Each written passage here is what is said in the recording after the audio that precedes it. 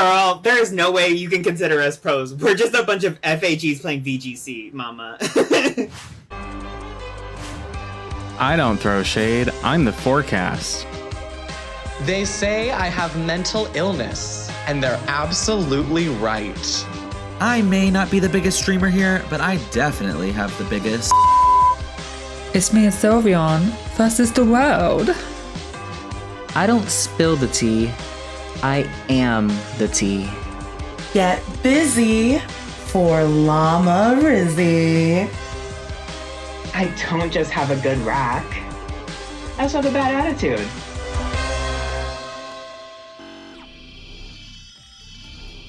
Well, hello everybody and welcome to the live finale of the Girly Pop Cup EeeveeGC Extravaganza.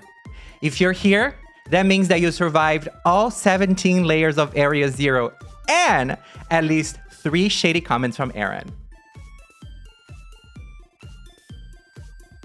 Dawn, we can't hear you, sweetie. Did you mute yourself on Discord? Was I not supposed to mute myself on Discord? Not when you're presenting the show. Just kidding. Oh my God. No worries. Oh, now I need to pull up my script again.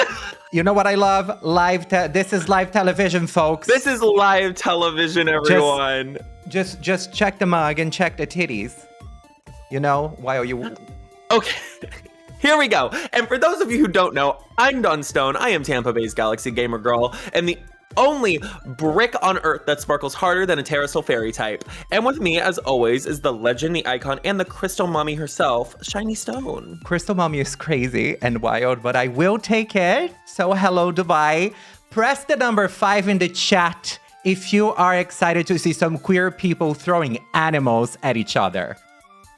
And press number 2 in the comments if you are a creature. How are we feeling today? I'm loving the number 5s. I'm loving the number 2s, the 69. Archie, if you say 67 again, we will disqualify you. We will. Mickey said 3 for the CDs. Honestly, you know what? For some reason, people do love the CDs. They love the bricks. The bricks need love. The bricks need attention. The bricks need everything. And the bricks are the backbone of our society. To be completely 1000%. And that is something that I have always said. And in the words of Archie Burke, well, yes! Well, yes, divas, exactly. Archie Marie Elizabeth Pour your Merck. drinks. Pour your drinks. We had a joke, by the way, in the recording that every time that Archie said, well, yes, we were supposed to take a shot. Imaginary, because if we were to actually do it, we were all gonna die.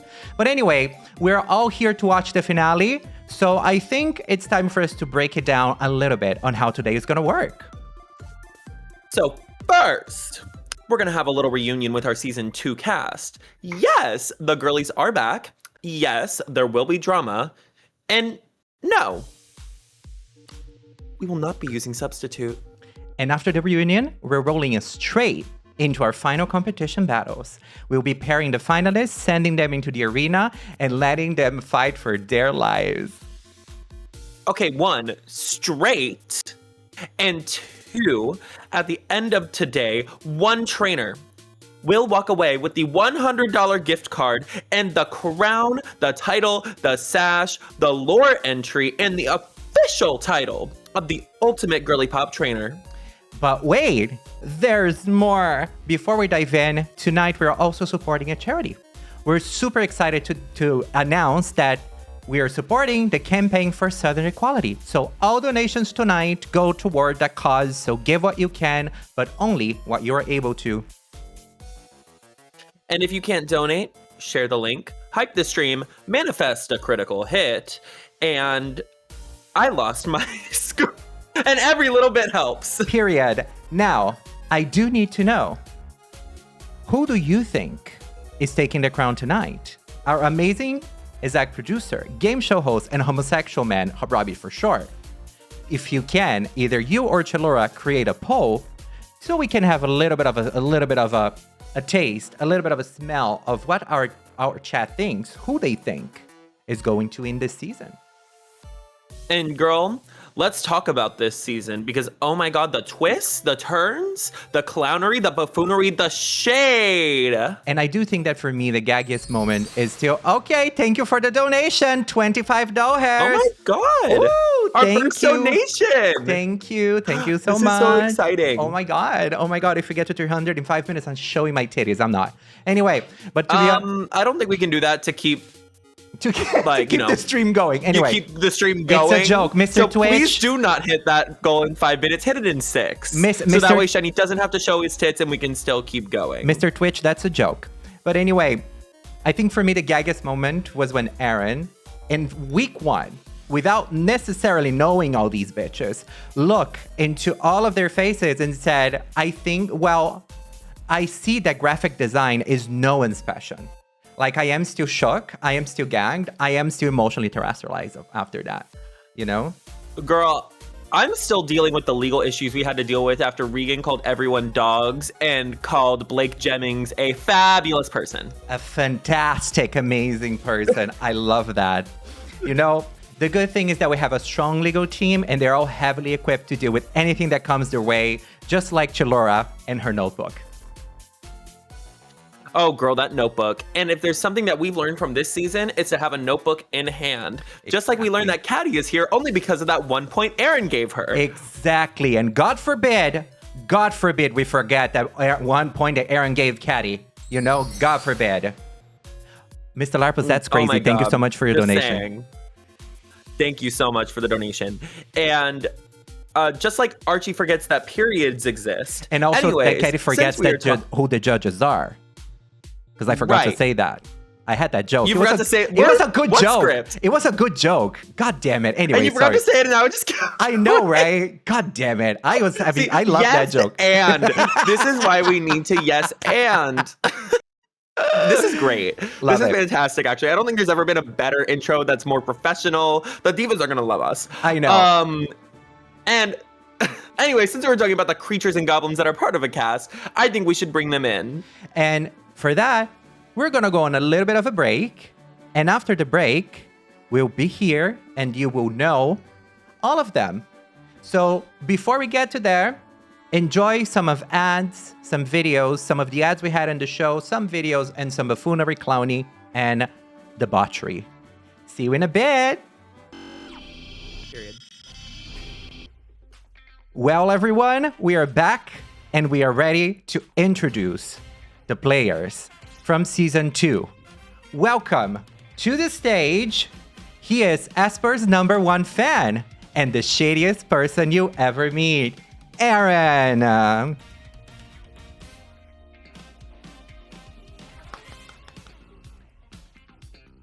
They are a Shiny Hunter extremist. Sorry, go on, Don. I didn't know if we were doing it in order. They're a Shiny Hunter extremist. Give it up for our silent assassin, Destiny Kai.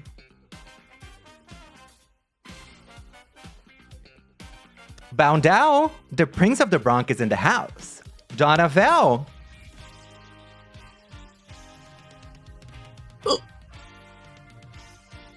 Period.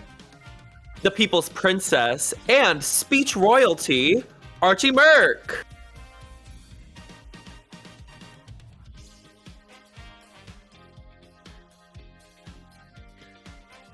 She is the wine mom of Pokemon. Katie Marie Elizabeth Franklin Wampus the Third is in the house.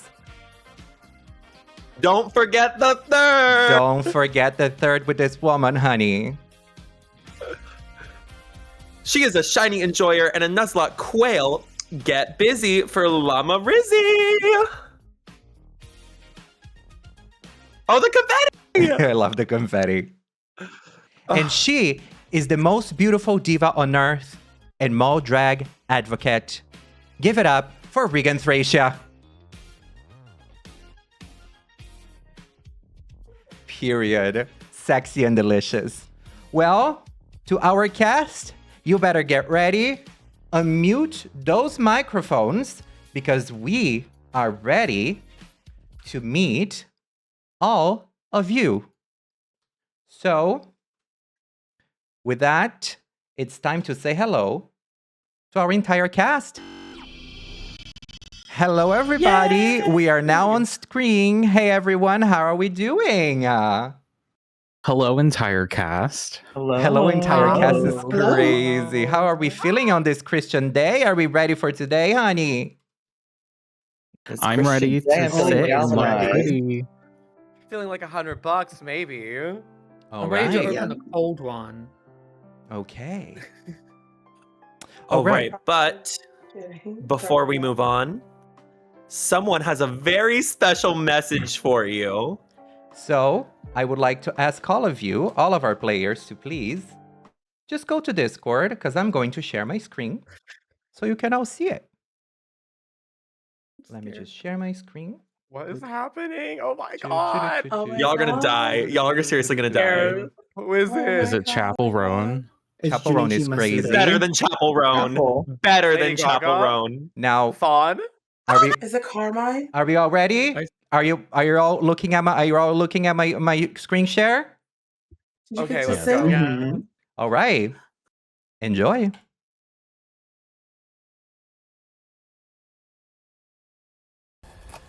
No, don't do it, little girls. Don't do it. The Girly Pop Game Girls. Honey, you're getting a message from the Dragvestigator herself. Now listen, I have no idea what the Girly Pop Games are. I have no idea. Apparently it's a finale Pokemon tournament reality show. Well, let me tell you something. You better give the girls entertainment. You better go in there and you better play these Pokemon. You better catch all these Pokemon, honey. You better get the Pokemon, catch them down. Baby, let me tell you, Brock, I remember Brock. He was my crush. For me, Brock was the trade of Pokemon for me, okay? Shout out to all the Girly Pop Games girls. You better go out there and you better win. You better fight and you better battle, honey. The Pokemon battles for your life. Sending you so much love, honey, to the Girly Pop Game girls. Hey, listen, I'm starting to feel old. I'm here with the lady Kiana. I'm starting to feel old because I got no idea what these kids are talking about. The Pokemon tournament reality show. Make some noise for the Pokemon bricks. Make some noise for the Pokemon brick girls. I'm dead. That's amazing. We exist. Luscious Marie Elizabeth Massacre sent us a message by way of cameo. But I do appreciate it. It was a lot of fun. How are we feeling after that incredible message from Miss, the one and only Luscious Massacre? Alive. Alive is crazy. Pokemon Brick Girls is crazy. Well, who's the biggest brick on the cast then? Let's answer that question. Archie, you already know the answer. You kind of already know the answer, Diva. I would agree. Anyways, okay, back to the questions that we had. Archie Merck, what was your rose and thorn of the season? My rose, as previously stated, was being in the top 2 with Destiny Kai during episode 2 and winning the challenge with them. It was so much fun. They wiped my ass, wiped the floor with my ass, and it was very deserved. I had so much fun losing to you that day. My thorn was, I think my thorn, you know what's kind of funny? My thorn was episode 4, because while it was nice to make it to the finale, I kind of wanted to battle. I wanted to battle and I wanted to get out there, so I'm kind of sad that I didn't get a chance to get out there and practice more. But you know what? That's okay. That's what today is for. This is giving one of those girls on Dragula. They're like, I don't want to nominate myself for an extermination. I want to prove myself that I deserve to be here. I want to be locked in a cage with 700 snakes biting me because I want to prove myself. And people are like, girl, don't do that. Don't, like, it's fine. It's fine. If I gotta lip sync my way to the top, I'll lip sync my way to the top. She was ready to do so, honey. Honestly, same. And I was ready to do. I was motherfucking ready. Exactly. She was so ready to do so. Well, following the order that we have on screen, Catty Wampus, what was your rose and thorn? Thank you, judges, for that stunning question. My rose this year was, I had a lovely time with the shoutcasting challenge. The challenge that I won with Llama. That was my rose. I felt like I was in my wheelhouse. And I showed the girls that I'm here to play. So that was my rose. My thorn, however, I feel like I had a little bit of a slow start. While I wasn't in the bottom and I was safe or high the whole competition, I do fear I had a slow start, and I wish I came in with guns a-blazing. But it's a slow burn, baby, and now we are here for the crown. So thank you. Thank you, judges. I'm contestant number 2. Thank you so much, Catty-Wampas. And this is for the Girly Pop Games pageant that will be happening in 2069. Can you imagine? That would be crazy. That would actually be crazy if we had a drag pageant. Can you imagine? RuPaul would send a season to cease. Well, Aaron, what was your Rose and Thorn of the season, Diva? Well, while I am the villain of the season, I'm actually very nice in real life. And my rose this season is actually a surprise to all my sisters that I will be revealing right now in chat. So if you put your eyes on chat right now, I have made you all heart emotes that you can use when you stream on Twitch. No way. What? Oh my god. Oh my god. Aaron. Oh, that's really cute. You're welcome. She said, graphic design is my fucking passion. You're gonna use it. My graphic design will be every fucking where. The Gibble one! I love it. I love really Gibble! sweet. This is really sweet. So, I will be sending these to you guys after this stream so you guys can use them if you want. But my thorn this season would have to be Caddy. Caddy Elizabeth Wampas. Caddy, how do you feel about being Aaron's thorn of the season? You know what? I feel great about it. And you know, as you should. As you should. Now that was crazy. Now, Destiny Kai, what was your Rose and Thorn of the season? My rose, definitely episode 2. Same thing as Archie said, getting to win that with them and to mop the floor with them. And to work with Caddy and Dawn as well was amazing. My thorn, other than crying, thanks Archie, thanks Aaron, and this makeup was episode 1. I can't deny that sinking ship was definitely my thorn. Okay. But you know what? You got out there, you persevered, you won the next challenge, you ate that up still. Yeah. You came back and you had resilience. And that's what matters. And I will say, as I said to you in private, just your presentation spoke so good for itself that if you had done a good job in the presentation overall, the likelihood of you being in the top was going to be high, you know, because the presentation itself just told the story without really needing to present. So props to you, Mama, for that. Now, Donavel, what was your Rose and Thorn? Oh my god. My rose was definitely being in the top 2. Week 1, I think I showed a lot of my personality. Yes, I may not have gone to school for graphic design. However, I do think that no one did. But I do think, because I went to school to be a publicist, but I do think that I showed my brand and my personality, and I think that's what really pushed me through. My thorn, Aaron took my answer for saying Caddy. No, just kidding. But no. Here's the thing. Here's the thing. Caddy Wampus barely spoke the entire season, and everybody's just like, "Oh my god, I'm against Caddy." And that's why she's my thorn. Bitch had to speak up more. But no, just kidding. Just kidding. No. Because let's be honest, Caddy was talking. It was just in the confessionals talking shit. Right. Exactly. And she was a shady lady. No, but my thorn love you, sister. Was not making it to the top 4. I'm very competitive, so I was like, darn. Maybe next time. Well, you might have lost the battle, but you didn't lose the war. Boo boo bop. Period. Boo boo. Exactly. And that's what All Stars is for. Exactly. And that's what All Stars for, said the legend that we ever will have All Stars. I think y'all are crazy. Regan Marie Elizabeth Thracia, what was your Rose and Thorn of the season? I think my rose for sure was actually being in drag the entire time. Something I don't think anyone else could really say. And my thorn was us, for some reason, making up a low placement for me and Dawn. Disagree, first of all. Second of all. Right, it should have been bottom 2. No, that's actually it.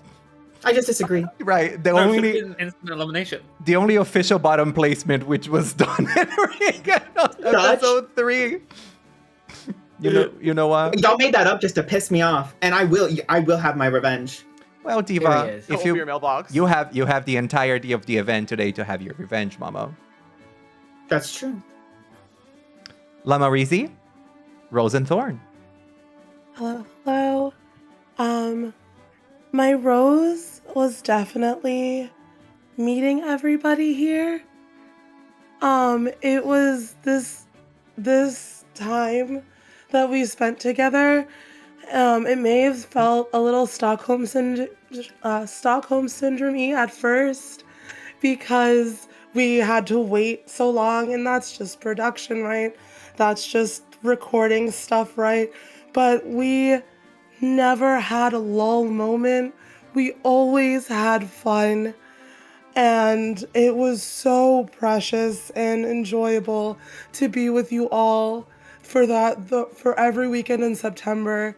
Like, it was a lot of time that we spent, and I am thankful. I am so very thankful it was with y'all so much. I wouldn't have had it any other way. I would have not wanted it any other way. And my thorn is that mousehold mash question of Ultra Necrozma. I swear to God, I will start yelling about this in Ultra Necrozma right now. I will start screaming. I will lose my voice. Wait, hold on. Let me put where's my face? Hold on. Wait 1 second. I'm sorry. There it is. There's my face. I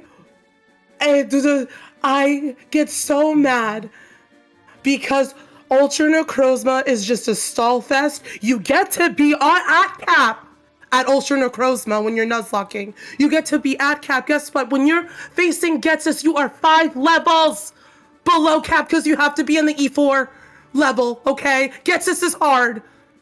Tell me a Pokemon that can sweep Getsus, okay? Ultra Necrozma, easy peasy.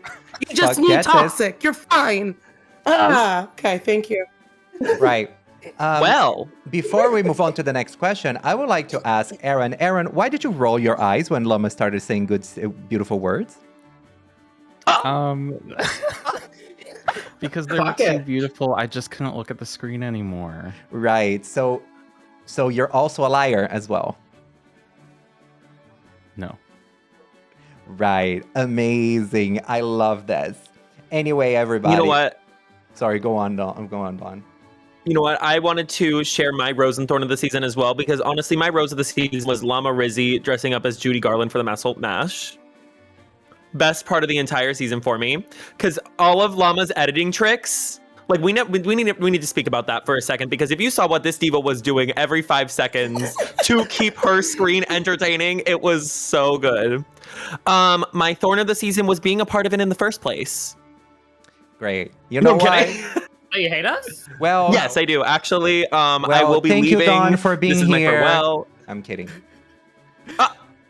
I'm kidding, sister. You are my sister. I would say my rose of the season was watching everyone's confessionals to edit them in the episodes, because y'all would talk some shit. Y'all are shady. You talk a lot of shit. Talk a lot of stuff about these people that didn't make the cut just because, it wouldn't move the story along. But at the same time, y'all are shady. And I would say the thorn was when we were trying to make episode 1 happen, and then we had so many issues with our recording too. That was the thorn of the season for me. Fun. I almost broke something. Now, overall, for everybody here, how was your experience since the last episode aired?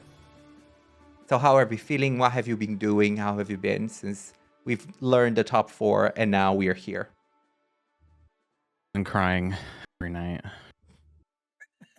And that's different from when. It's not. He's just crying more. Yeah. It's Oh, wow. honestly been an amazing journey. Seeing yourself on any platform or just like when you're recording yourself on Twitch, on YouTube, you learn a lot about yourself. AKA me looking so pissed in episode 3. But I think that you do learn a lot about your mannerisms and just how you come across. This put a fire under my behind to just keep on going and stay consistent with the content, with my brand, with networking with my fellow castmates. I feel like we all, right now, I feel like we all get along and we all respect each other's crafts and we all support each other genuinely. So it's been amazing to say the least.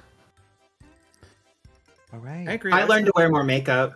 I think it's great to watch yourself back and see how you act in that situation. It's also cool. I don't know if anyone in the competition's been in like a produced competition show before. So it's cool to see the behind the scenes and like how you act and how you portray yourself as part of the game. And yeah, I just think that's so fun to like explore the characterization of who your persona is. I've learned a lot about myself, so I'm happy for that. I love that we still talk to each other. I love how we made a little group text on Discord, and we And who just made that yap group and- text? I'm kidding.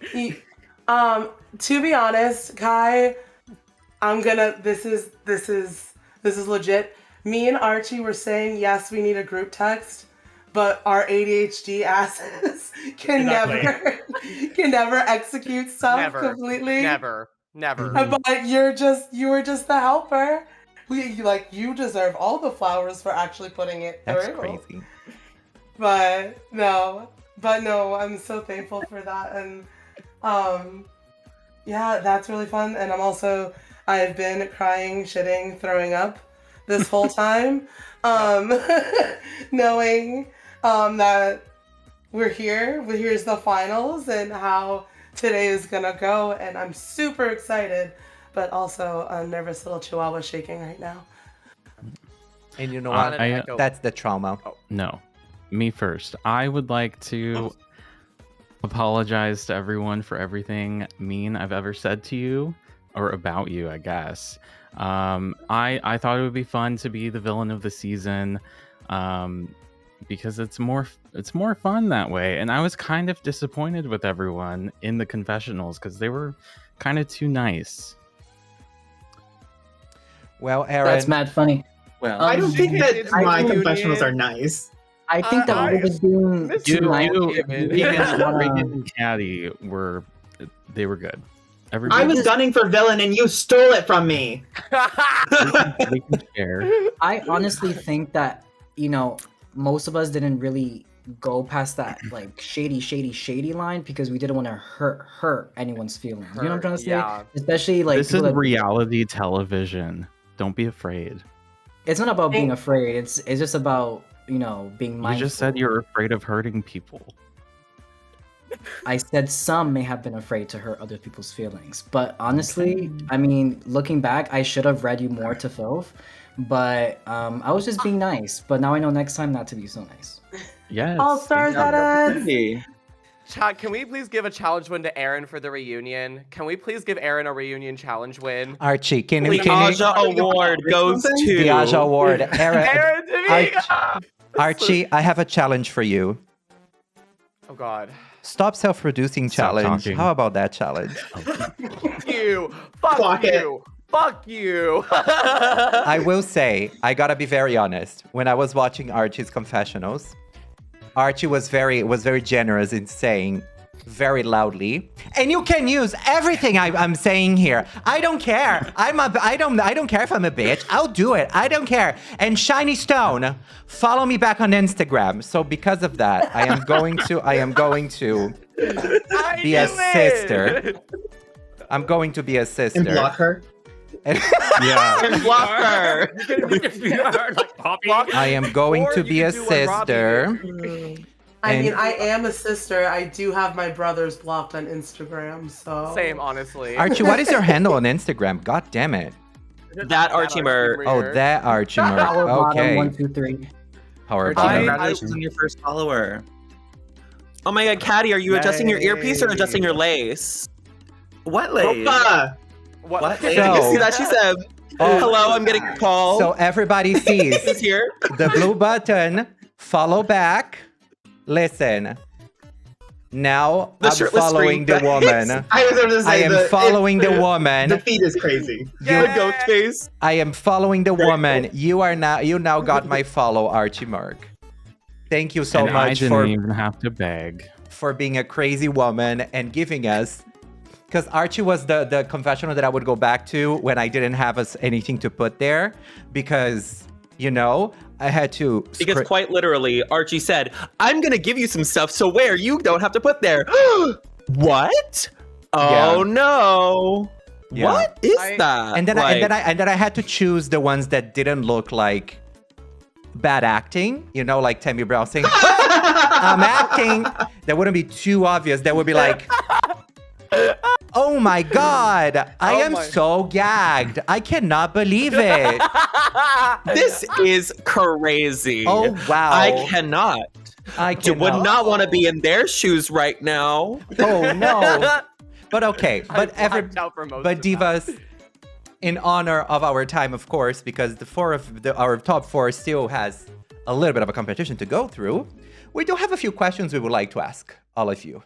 So, Dawn, would you like to start with the first question for our Divas?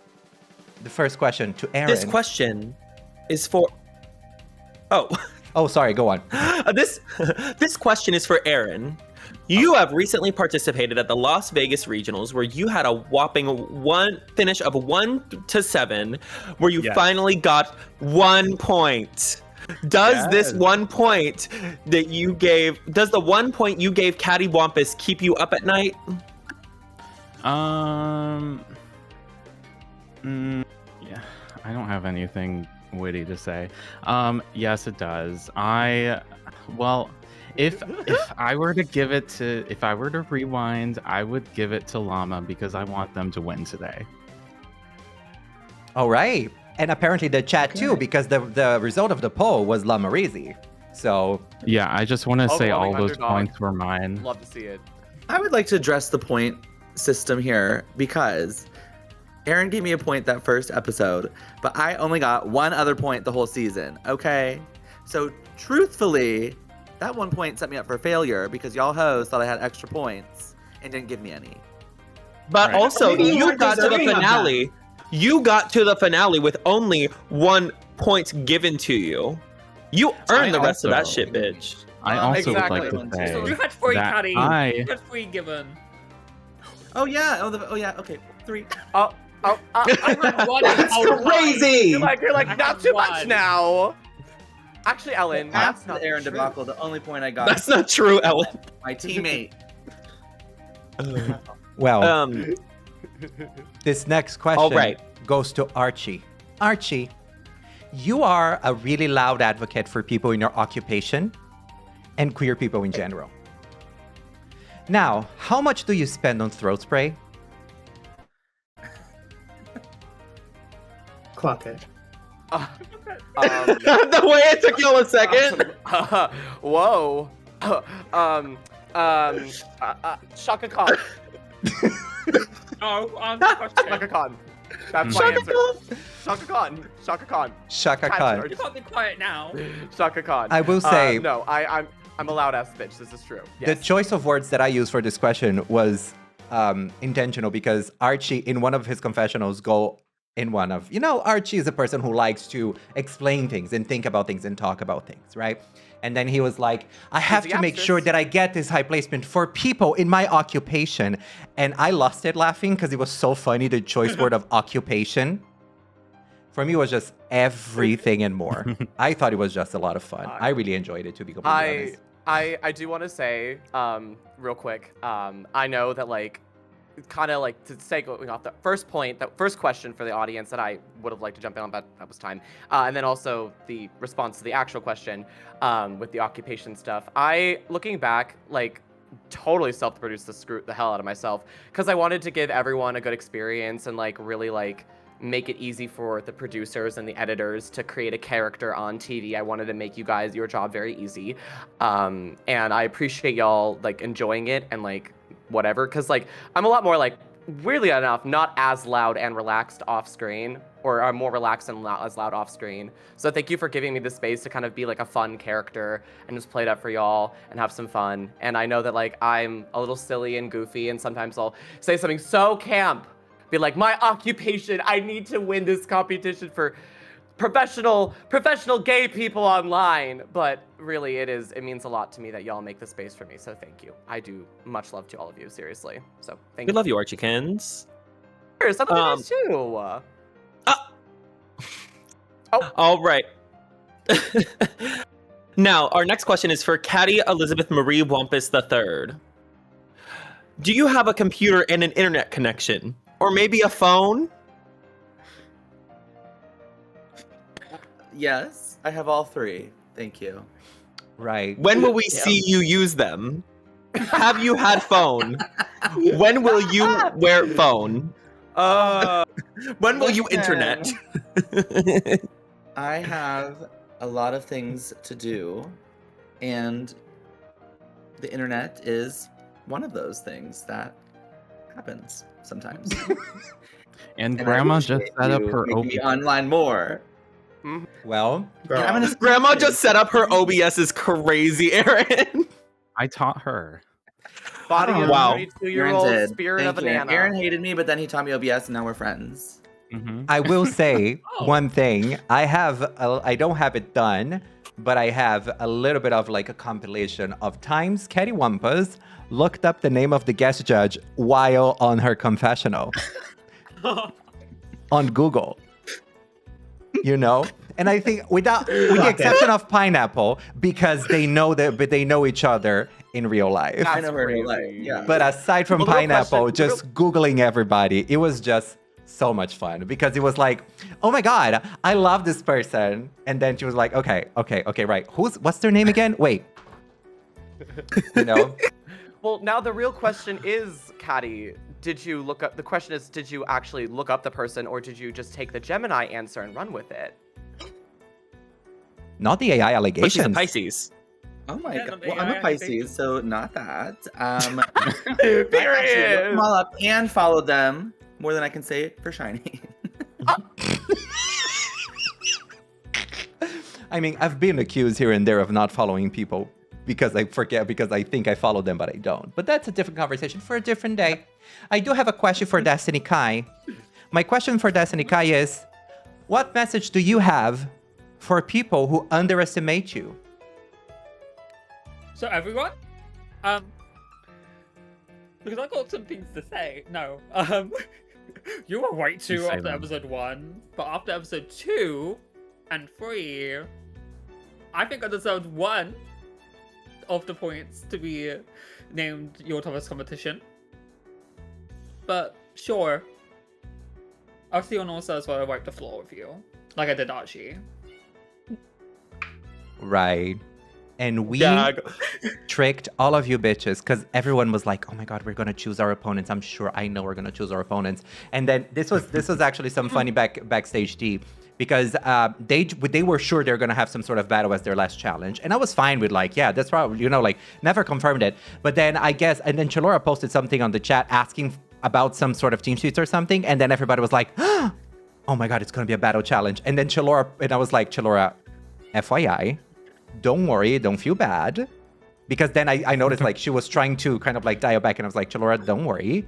Because this is going to work wonders in our favor because the gag we're going to bring to them, they're going to come all prepared, thinking they're going to play us. They know exactly what's going on, but we have a plan on top of a plan on top of a plan, a game within a game for these bitches thinking they know what's going on. And then gagged they were. So thank you, Chalora, for leading Can I them say to something the wrong about that? place.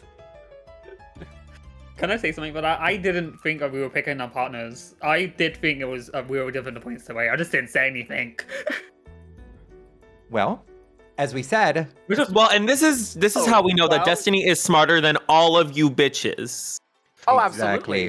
absolutely. I didn't think, period. Well, girl, have you ever opened your Hey, brain don't think, before? period. Have you ever used it? Exactly. Go check your pipes. I'm blowing them up with my fucking mind right now.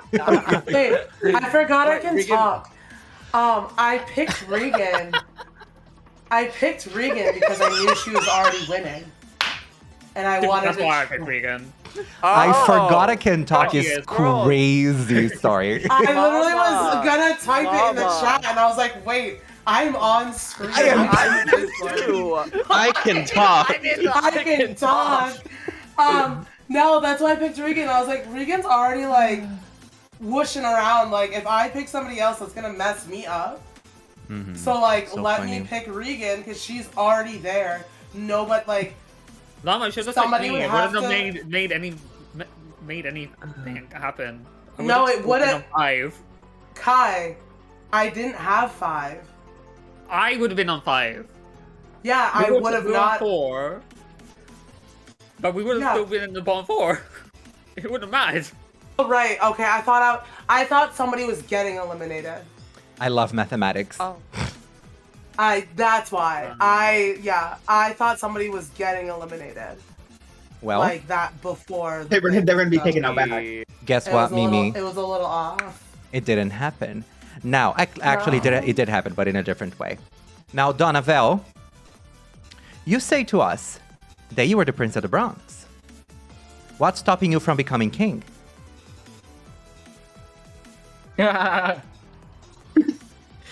What's stopping me from being king is all the other bitches that have rose to the top in the Bronx. I'm still there, so I gotta work my way up. No shade. So what I'm hearing is that you're just really, really late for Twink Death.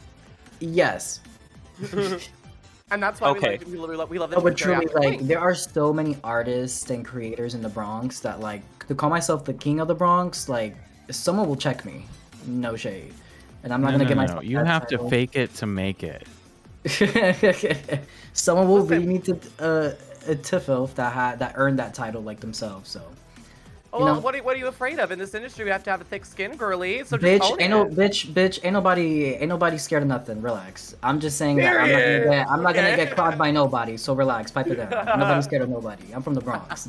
Archie wanted to start something. Right. I was Archie, like, no. Archie knows he's gonna lose today, so he has to do this one moment. Oops. Sorry. Gather Well, them. bro, at least he's still in the competition, okay, Don? And there you have it, Aaron. And there you have it, Aaron. The shade. I would have wiped the floor with you. So let's go. Come on. I mean, challenge Archie. you. Let's go. I'm Archie, gonna. you were also wiped yourself. I wouldn't be talking too big of a game. I know I was. One would say you were wiped even harder. But anyway. The girls are fighting. The girls are fighting. Not serious. It's so not serious. It's so not serious. And now our next question is for Llama. Hi. Hi, Llama. Talk. You can talk. And my question for you is, how do you feel being the person who bridges the gap between straight and queer people? Would you consider yourself a straight bender?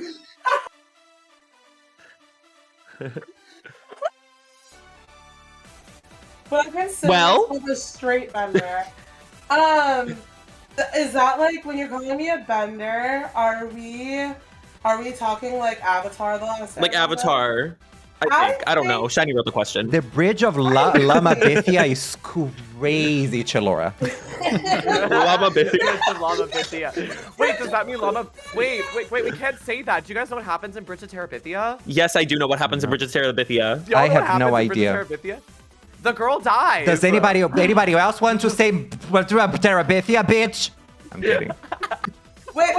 So I should call my Discord Llama Bithia. Is that what you're That's calling me? actually a good idea. That's actually quite funny. I think it's cute. Llama herd is kind of boring. Anyway, question. Straight benders. Spina I think bifida. so. I think spina bifida. No, but like, what I do appreciate. Do I have a lot of straight people around me? Yes. Do I have a lot of straight males around me? Yes. But what I will say is that I have them sit down, shut up, and listen. And which is funny because I'm not a dommy mommy. I am not a dommy mommy, but apparently it's starting to come out. Because what they will do is that they will listen and understand where I'm coming from, who I am as a person who is queer, who is disabled, who is disabled with mental illness, and who is brown and fat. I literally have my pie in every fucking minority, apparently, and biracial, whatever. Like, bilingual, so much shit, and it's just like, I have a view on life in a different way that they don't. But they see me playing these games, they see me learning, they see me having fun with these games, and they see me being like them in a way while we're doing this stuff, and that everyone deserves to be able to do this stuff. Everyone deserves to live. Everyone deserves to be happy. And they're sitting there hearing me out, listening to me, and understanding why I stand on such political stances and everything. And some of them are changing their views and understanding that, like, yeah, we do need this equality and equity in our life right now. And that's that was beautiful. How you do a speech, Yes. Archie Mark. Thank you, Llama, for those beautiful words. Thank you so much for those beautiful words. I appreciate you. But it's true. Here's the thing. Not to get a little bit serious, but the more people that are not used to get in touch with things they don't know, and then they get in touch with things they don't know, and then they realize who these people are or those experiences are, and they're like, oh my god, that actually is not gonna hurt me. That actually is not gonna convert me to be like something completely different. It's those people who are able to bridge this gap and who are able to be who are brave and patient to be the first person that is shown in front of all these people, that give them a sense of like, that put themselves out there and do the fucking horrible job, horrible in the sense of like intense and really, really laborious job of accommodating all the questions and dealing with all the microaggressions to teach them and say, see, this is right, this is wrong, you can say this, you cannot say this. These are the people that also change the world, because unfortunately, sometimes we have to solve the problem that is not ours. It was created for us, and it's given to us to solve. Because at this point in history, we can make change, but we cannot make real change if we don't have the people who are in those positions of privilege and power actually doing the work as well. They also have to do it. They also have to change. They also have to move. They also have to give the money, right? Because there's so much money that we can move around within our communities. So that's why I think it's very powerful when Llama says everything that she said, where she then becomes this person with all these representations and say, see, I can also play a Nuzlocke better than you, bitch, you know? I didn't say better. I did not say better. Those are my But words. we did. Those are my words. We did. You know, Ow. those are my words. And then, you know, and that's why I think that's really iconic. And that's one thing that I keep telling the cast whenever we are in calls and so on.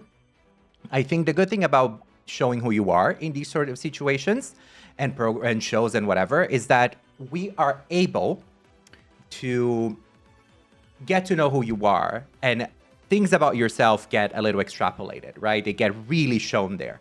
So it's using that to learn something about yourself and seeing what people resonate with and see if that is something you think it's fun and you resonate with that as well. And if that matches, it's a perfect place to get on and go and move on to show the world who you are and use that power for the things that you do. That's why, for example, even though we all poke fun at Archie for not knowing when and how to shut up, that bitch will put out a 5-hour essay in 3 parts faster than any of y'all could edit one YouTube video, you know? So it's kind of like when you put your talents, your power into something that's gonna teach the world, and then you will end up being found by the people that need to find you. And with that being said, Absolutely. Sorry. Thank you for not talking about the cozy space allegations. I really do appreciate that. But Llama, you are a cozy streamer 80% of the time. We do love you. It's fine. You are one of the good ones, because Cozy here at the hat, Girly Pop cozy hat. Games, we are very mindful of our cozy streamers. And we love our cozy streamers. And Some of them. Some of them. Now, for our last question. I thought you were going to say, now speaking of cozy streamers. I was, but then I realized that Regan was absolutely not a cozy streamer. But I am. Don't I make you comfortable and feel very normal and like at peace? Sister, I could never be comfortable in your stream. She plays because I can tell that That's because I can tell that you don't have Dr. Pepper. If y'all don't, that's an inside joke between like me and Robbie and Shiny and Chalora, because quite literally, Regan, you got casted because of that clip on Twitch. It was because of that clip. You got casted because of you saying that you didn't have Dr. Pepper But on Twitch. also because of that, and we put your application forward because your question was like, do you have anything else to say? Hi Puss, how is she? Like, and that was it. And we were like, we have to look into this woman more. Because she is very funny. Mm-hmm. Anyway, who is this unknown diva? Yeah.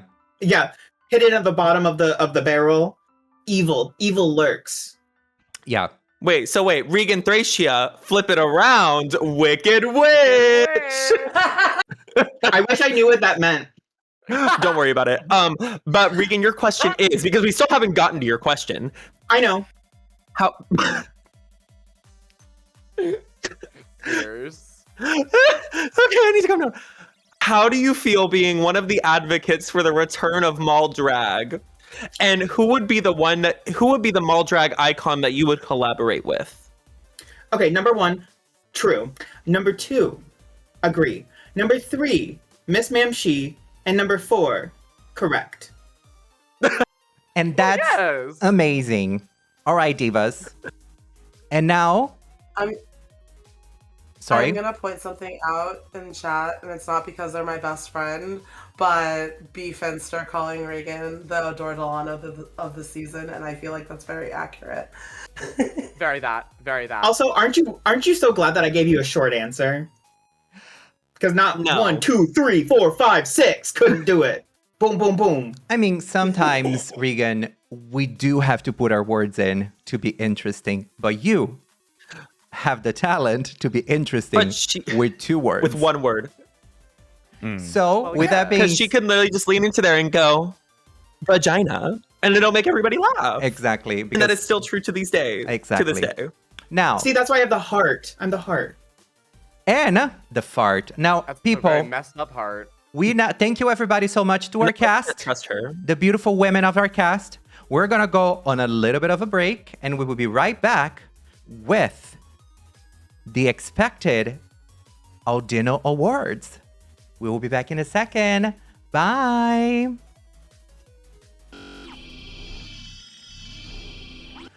Okay, everyone.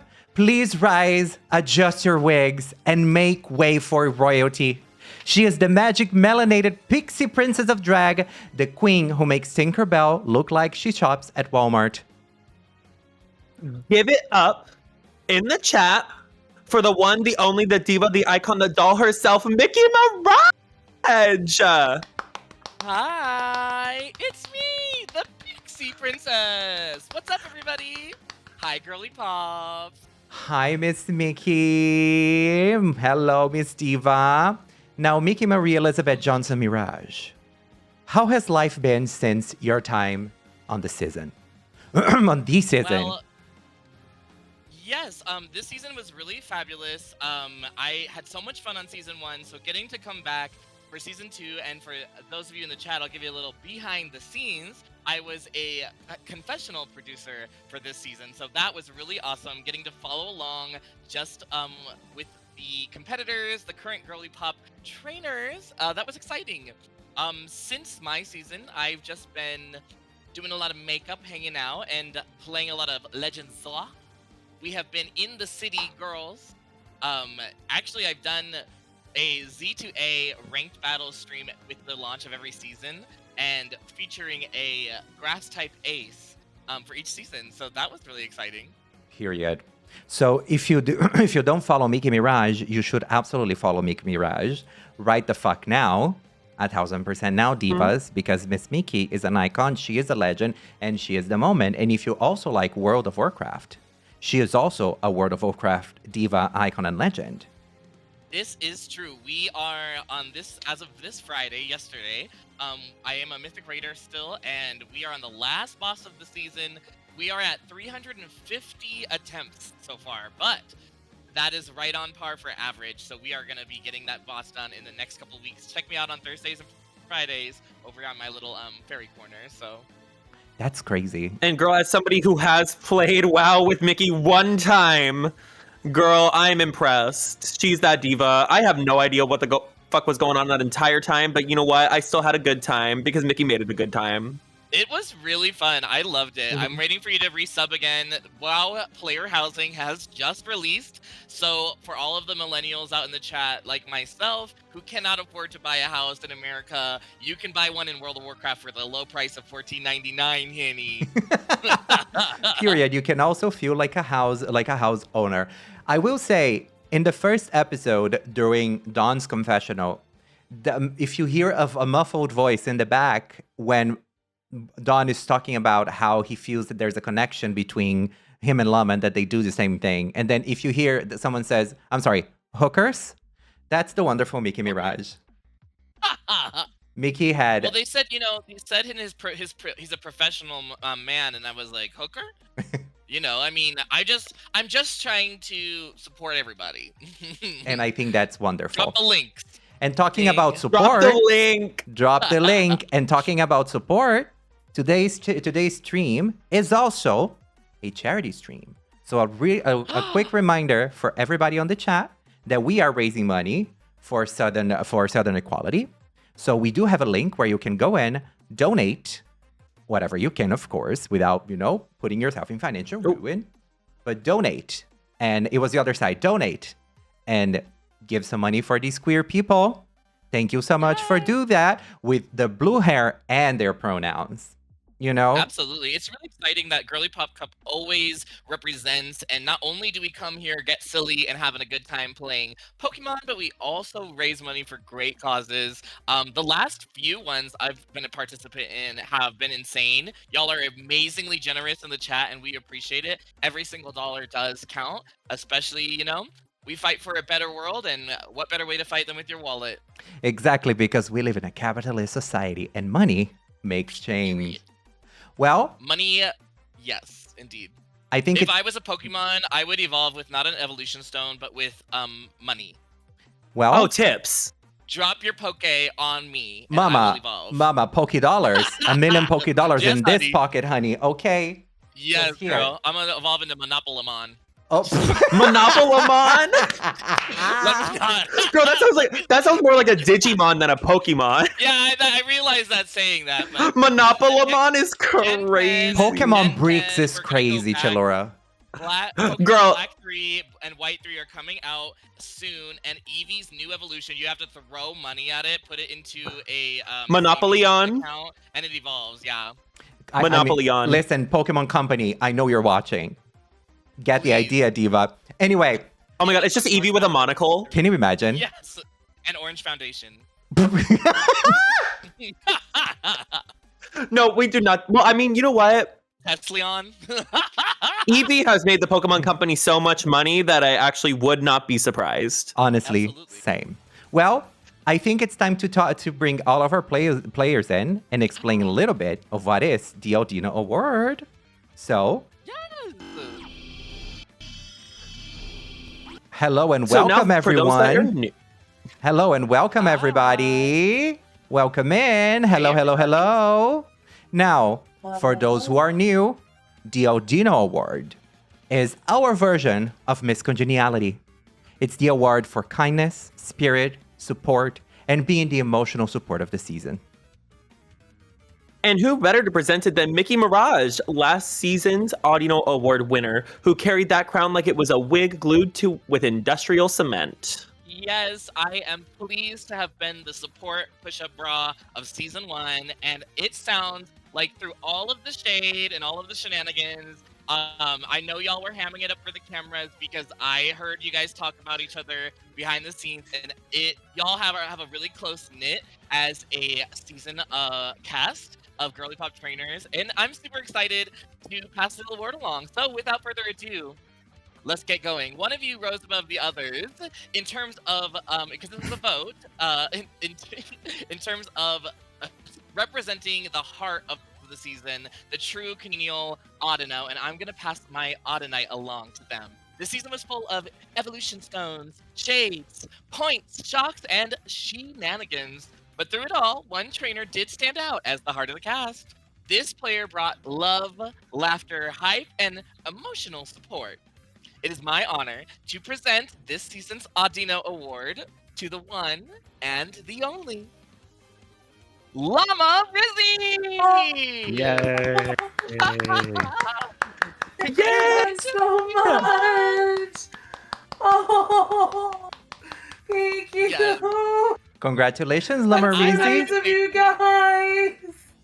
I appreciate I was it so so excited much. to see your name, my dear. You were my confessional. I was your confessional producer, so when I found out you won, I was so happy to pass this along to you. Absolutely Llama, so how do you feel? deserved. Oh, all I like, because that's literally all I want is everyone just to feel love and happy. Like, and that this means a lot to me. It really does. I thank you. Well, Llama, you're like pulling at my heartstrings right now. Like every time you speak, I love you so much. I'm so proud of you, y'all. Let's spam the chat with our with your favorite celebration emotes. Exactly. So go ahead and do that. And girl, congratulations, Llama. Congratulations, Llama. Congratulations Absolutely. for being our. I guess we see now why then she got the name Riz because she rizzed the whole cast apparently behind the scenes. Period. Ignore the transparent background. I did not have enough time to get put it away. All right. She got her flowers. And this is what and this is what Dawn meant when Dawn said that that Llama would constantly change things all the time. It's just so fun. Thank you so much, Llama, for being an amazing person. Thank you so much for bringing and keeping the energy up and always making sure that everybody was happy and making sure that we're all, having fun and remembering why we're here. Because I think that's We're here to have fun. exactly. We're not here. Thank you for the donation. $50. Thank you. Oh my God, Chance. Thank you. That is, I think that's Shalora's husband. Thank you so much. Oh, thank you. So, I mean, I know that probably is Chance. Hi, thank you, Chance. thank you so much, everybody, and thank you so much, Mickey. Thank you so much for looking so cunty, fierce, delicious, and delicious for your step down look. Well, thank you. Congratulations again to Miss Llama Rizzy Marie for winning the Audino Award. And also, we are now gonna go on a little bit of a short break so we can set a few things up. And once we are back, we are gonna go to the Girly Pop Wheel of Fate to know who's battling who. So with that, I wanna give a big thank you to Aaron, to Destiny, and to Donavel for such an amazing and an incredible season, for being incredible players, for bringing such fun characters, for making such good TV, and for making my life while putting the show together so much fun. So thank you so much for everything that you've put, for all the energy, for all the energy, for everything, for your space, for all the shade, for all the bullshit, for all the catchphrases, and also for being gay. Thank you so much. Thank you for having me. Just because we're leaving chat doesn't mean you can't follow us everywhere. So you have all of our social handles on screen right now. And there's a Do your command big in one. chat, I think. If this is follow all the major Girly Pop cast members, so that's what I think it is. Yes, That should it give you is. a link as well. Exactly. And if you don't follow any of them, I will send a bomb to your house in game, Mr. Twitch. Thank you so much, everybody. Mickey, any last words before we go on a break? I would like to say to all of the top 4, bon chance, Give them hell. I will be watching, and I cannot wait to see who wins. Mwah! Thank you, everybody, for donating, and good luck. All right, everybody. We are now back with our top 4. Archie Mark, Catty Wampas, Lamarizi, and Regan Thracia. And now we are going to know who goes against who. And to be able to do that, we're going to use the Girly Pop Wheel of Fate. I have shared my screen on Discord with our participants, so if you can please look at the thing that I shared, and now you will see. Can we all see the wheel on Discord? Yes? Yes. Okay. Yes. So now we will see who goes against who.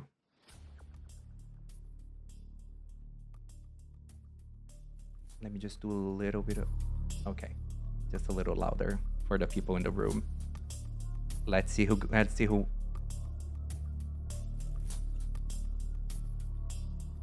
Hello? Okay. No, not me. Okay. No, it's not working. Great. Okay, love it. Okay. No, sorry. It's not working. No, this is hilarious. It is working. I'm like, I saw me and I was like, oh God, no. Okay, it is working. Do not say it's... Let's go. Okay, let's do one. It's going a little fast, but the next one is gonna be the one for real. Okay? Okay. So we're all gonna know who's gonna go first. And that person is Archie Mark. Well, Archie, If it lands on me, we know it's rigged anyway.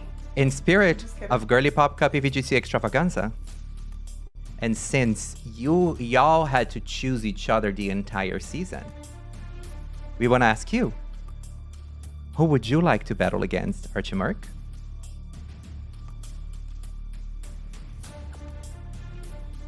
No speeches. Cattywampus. Okay. No speeches. That means that on the other side of the field, we will have Lamarizi against Regan Thracia. Wow. Oh, It's wow. the girls versus the gays. Oh, wow. You just got called a man, Caddy.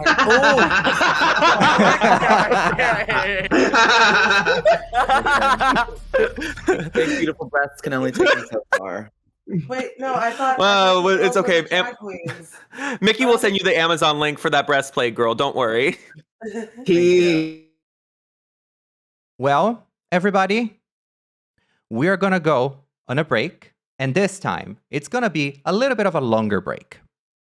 Because we're going to set up for the battle of our top 4. And once that is done, we will be back.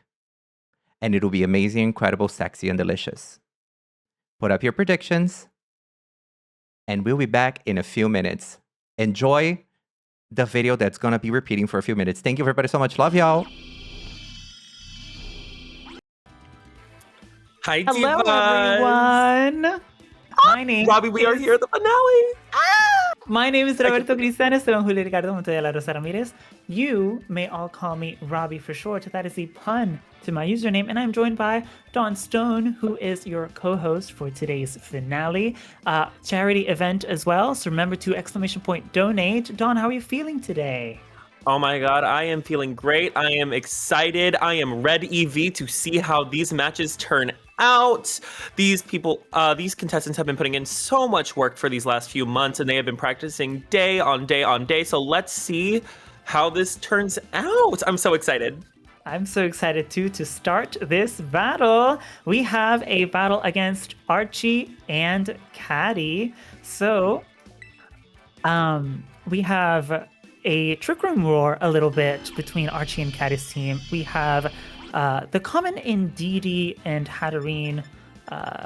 Indeedee is more of a common choice in the VGC battles for its Trick Room support as well as the Psychic Surge. And on Caddy's team, we have the Orangaroo with Trick Room as well. How do you feel that, let's say, our Caddy is going to perhaps wipe the floor with Archie, perhaps maybe another Destiny moment?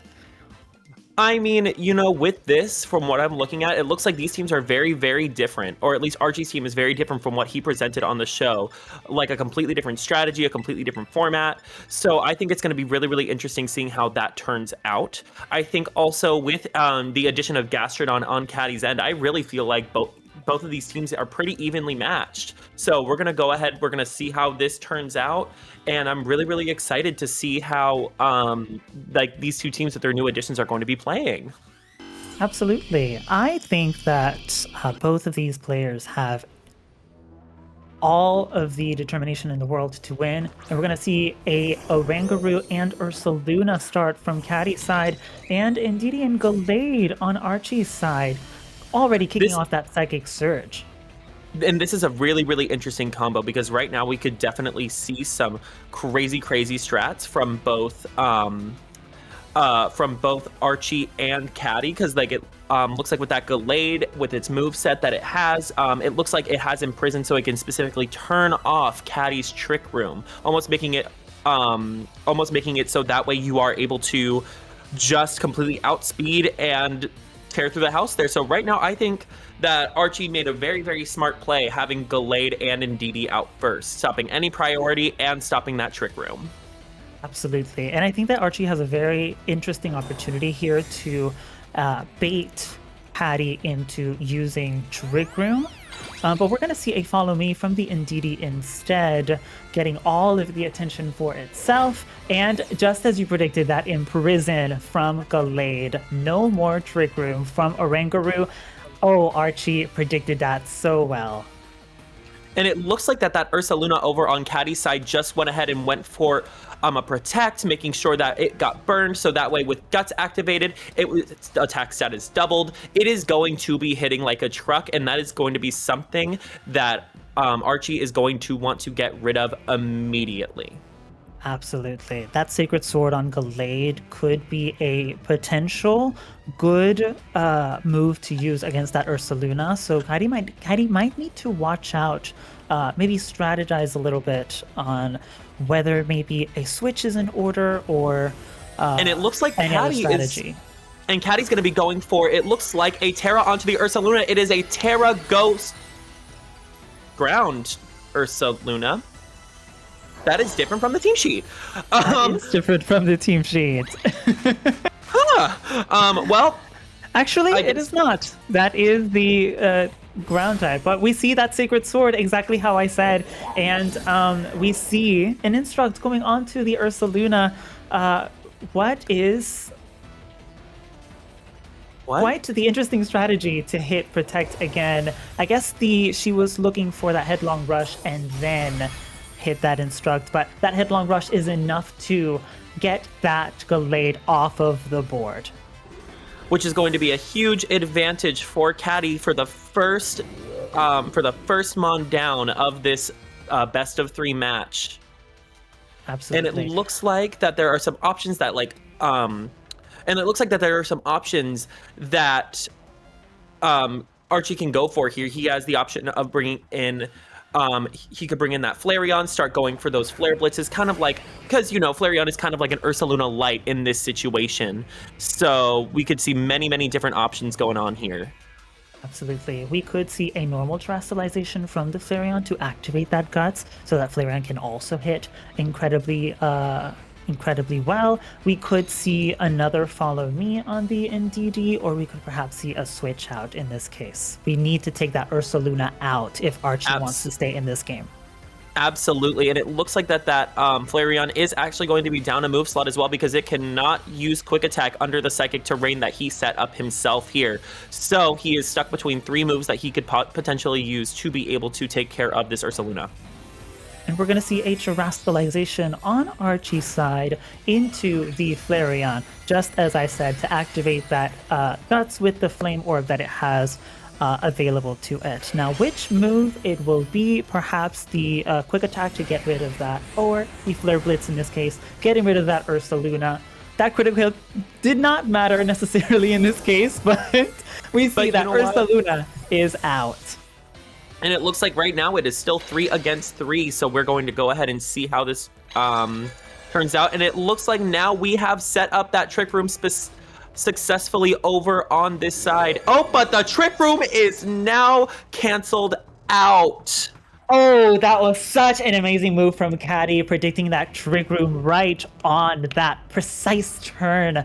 I am not sure how Archie is going to come back from that, but we see Arcanine switching into the field, and that Intimidate is going to greatly hinder Flareon in this moment. And it looks like that Flareon doesn't really have anything that it can hit Arcanine with because it has only normal and fire type moves. So it is going to have to do some very, very particular. So it looks like that is going to be something that Archie's really going to have to work around is that Arcanine. Yeah.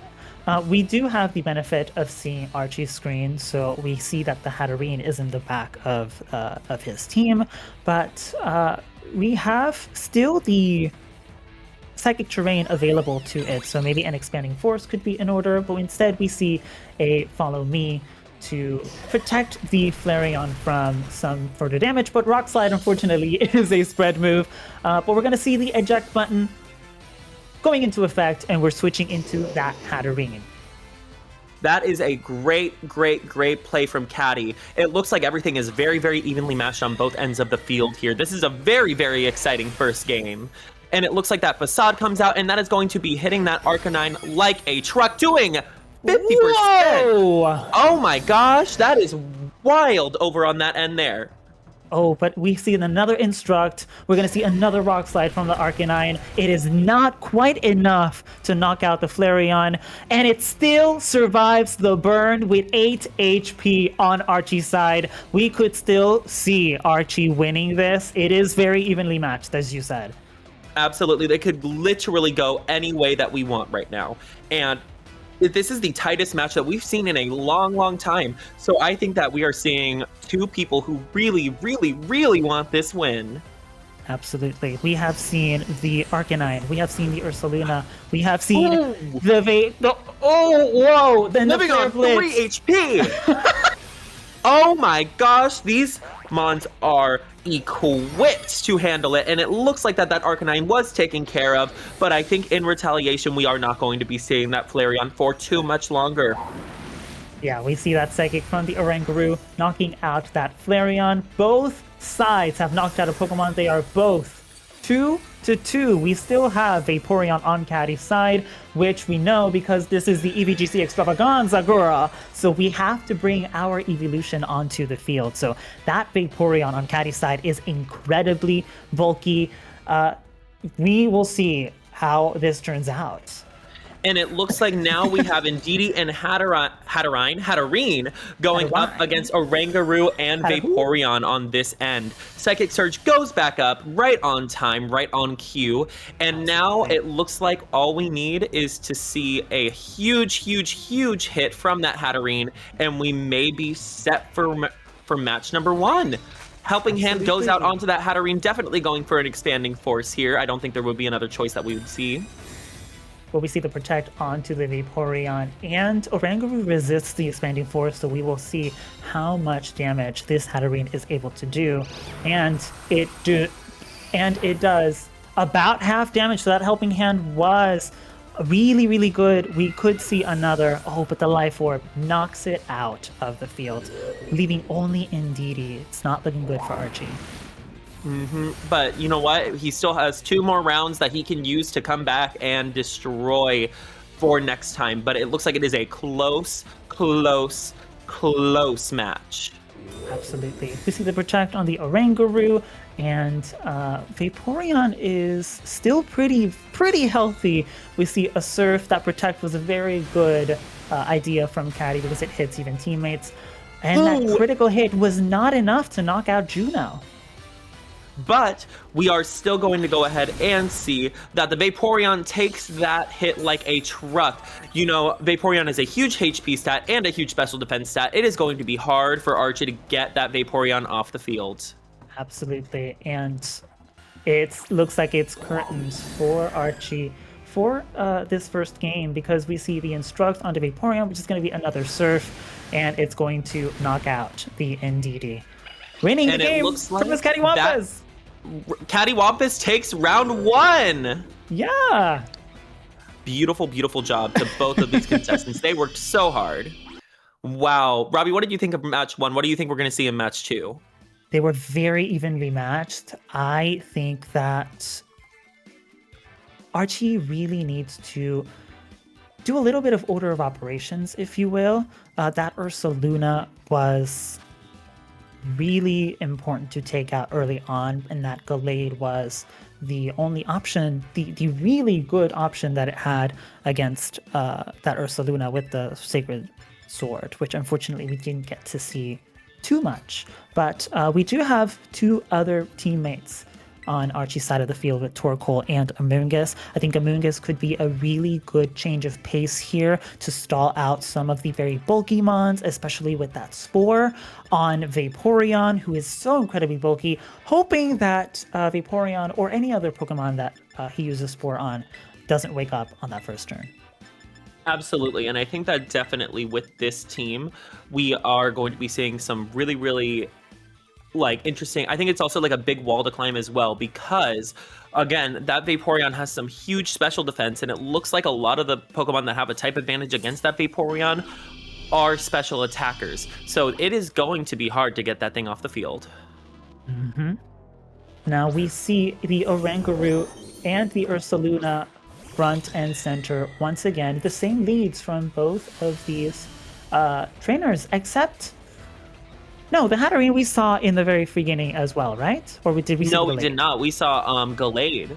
We saw Gallade, right? We saw Gallade. So there's a little bit of a change here from Archie. We see the gears turning in his head. But I think that Catty came in confident because the last game worked wonderfully for her. So we could see, again, very evenly matched trainers. Absolutely. Again, it is anyone's game right now, because these teams are stacked. They are definitely, I think it is going to be a hurdle for, I think it's going to still be a hurdle for Archie to go against this Catty, against Catty here, but it looks like we are not going to be seeing that protect on the Ursaluna turn 1. Psychic goes in, but that Swords Dance gets set up. Ooh, that Sword Dance does get set up, raising the attack stat, but we see a Dazzling Gleam spread move from the Hatterene doing so much damage, bringing it down to less than half. That helping hand was very, very helpful for Archie, coming in very offensively from the very first turn. You could say it was critical even. You could say it was critical even, that's right. Absolutely. So now that we're seeing these 2 teams, Robbie, what are you thinking we're going to be seeing from, what do you think is in the back over on Catty's side? Do you think we're going to be seeing, obviously we know the Vaporeon's there, but there is that 4th slot, and it is a mystery to all of us right now. Absolutely. I think the Oranguru is not doing too much in this moment. I think a switch out is in order for Catty, perhaps into a heavy hitter, or maybe Vaporeon, who is a little more bulky. I think that strategy worked really well for Catty. But we see the Protect going into the Ursaluna, and a Follow Me, trying to negate damage from Hatterene so that Hatterene can deliver heavy damage. 100%, and now that we've seen that Follow Me go through, it looks like not too much is going to be happening to that Hatterene, but that eject button does activate, and we are seeing... oh my god, excuse me. We are seeing that switch out from Indeedee, and we are going to be seeing a new diva enter the room here, and it looks like it is Mars the Torkoal. Shout out to Mars. Shout out to all the teleporting divas in the room. And Girl, a trick room for the Hatterene. And it looks like now that Archie has a huge advantage here with that Torkoal getting set up. That thing has Eruption. I definitely think we're going to be seeing that come out and destroy both that Oranguru and that Ursaluna. Dawn, were you trying to shout out the teleporting dolls? Girl, shout out to the teleporting dolls. Press it #1 in the chat if you are a teleporting doll. Come on, Torkoal. Teleport us to Mars. And it literally is named Mars. Right. Oh my god. Terastallization on Archie's team onto the Mars. Archie is giving us the teleporting fantasy with the Spire Terra type, looking for the absolute destruction from that eruption going into Caddy's team. We are seeing some offensive strats from Archie in this moment, knocking down both Pokemon. Hell yeah! I think seeing that Archie coming in here with that Terrifier, you can tell that there is a fire in that man's behind right now. You could say that there is a fire on that Torkoal's head as well. Absolutely, and you can tell that Archie really is taking what he learned from that first match, and he is applying it immediately. Absolutely, and we see the Arcanine and the Vaporeon. Caddy brought in the exact same team to this match. We see the Intimidate going off from the Arcanine, but neither of these two divas are really worried about the Intimidate because both of them are special attackers. And with that Trick Room and with that Choice Specs, Torkoal is actually locked into Eruption. It literally cannot choose anything else. So we are going to have to see how this Vaporeon is going to fare against it.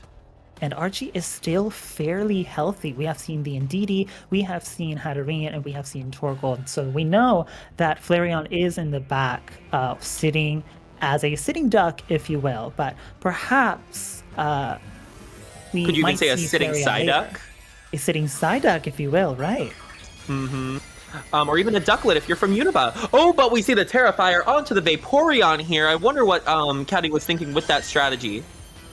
Yeah, that terrestrialization into fire is to prevent that eruption from the Torkoal, which is locked into. But it does an insane amount of damage, bringing Vaporeon down to half. The expanding force knocking down both Pokemon. Archie coming in with the offense, winning this second round of this match. We are going into Game 3. Oh my gosh, it looks like Archie was like, you underestimated me the first time. I'm going to make sure you will never do that again, bitch.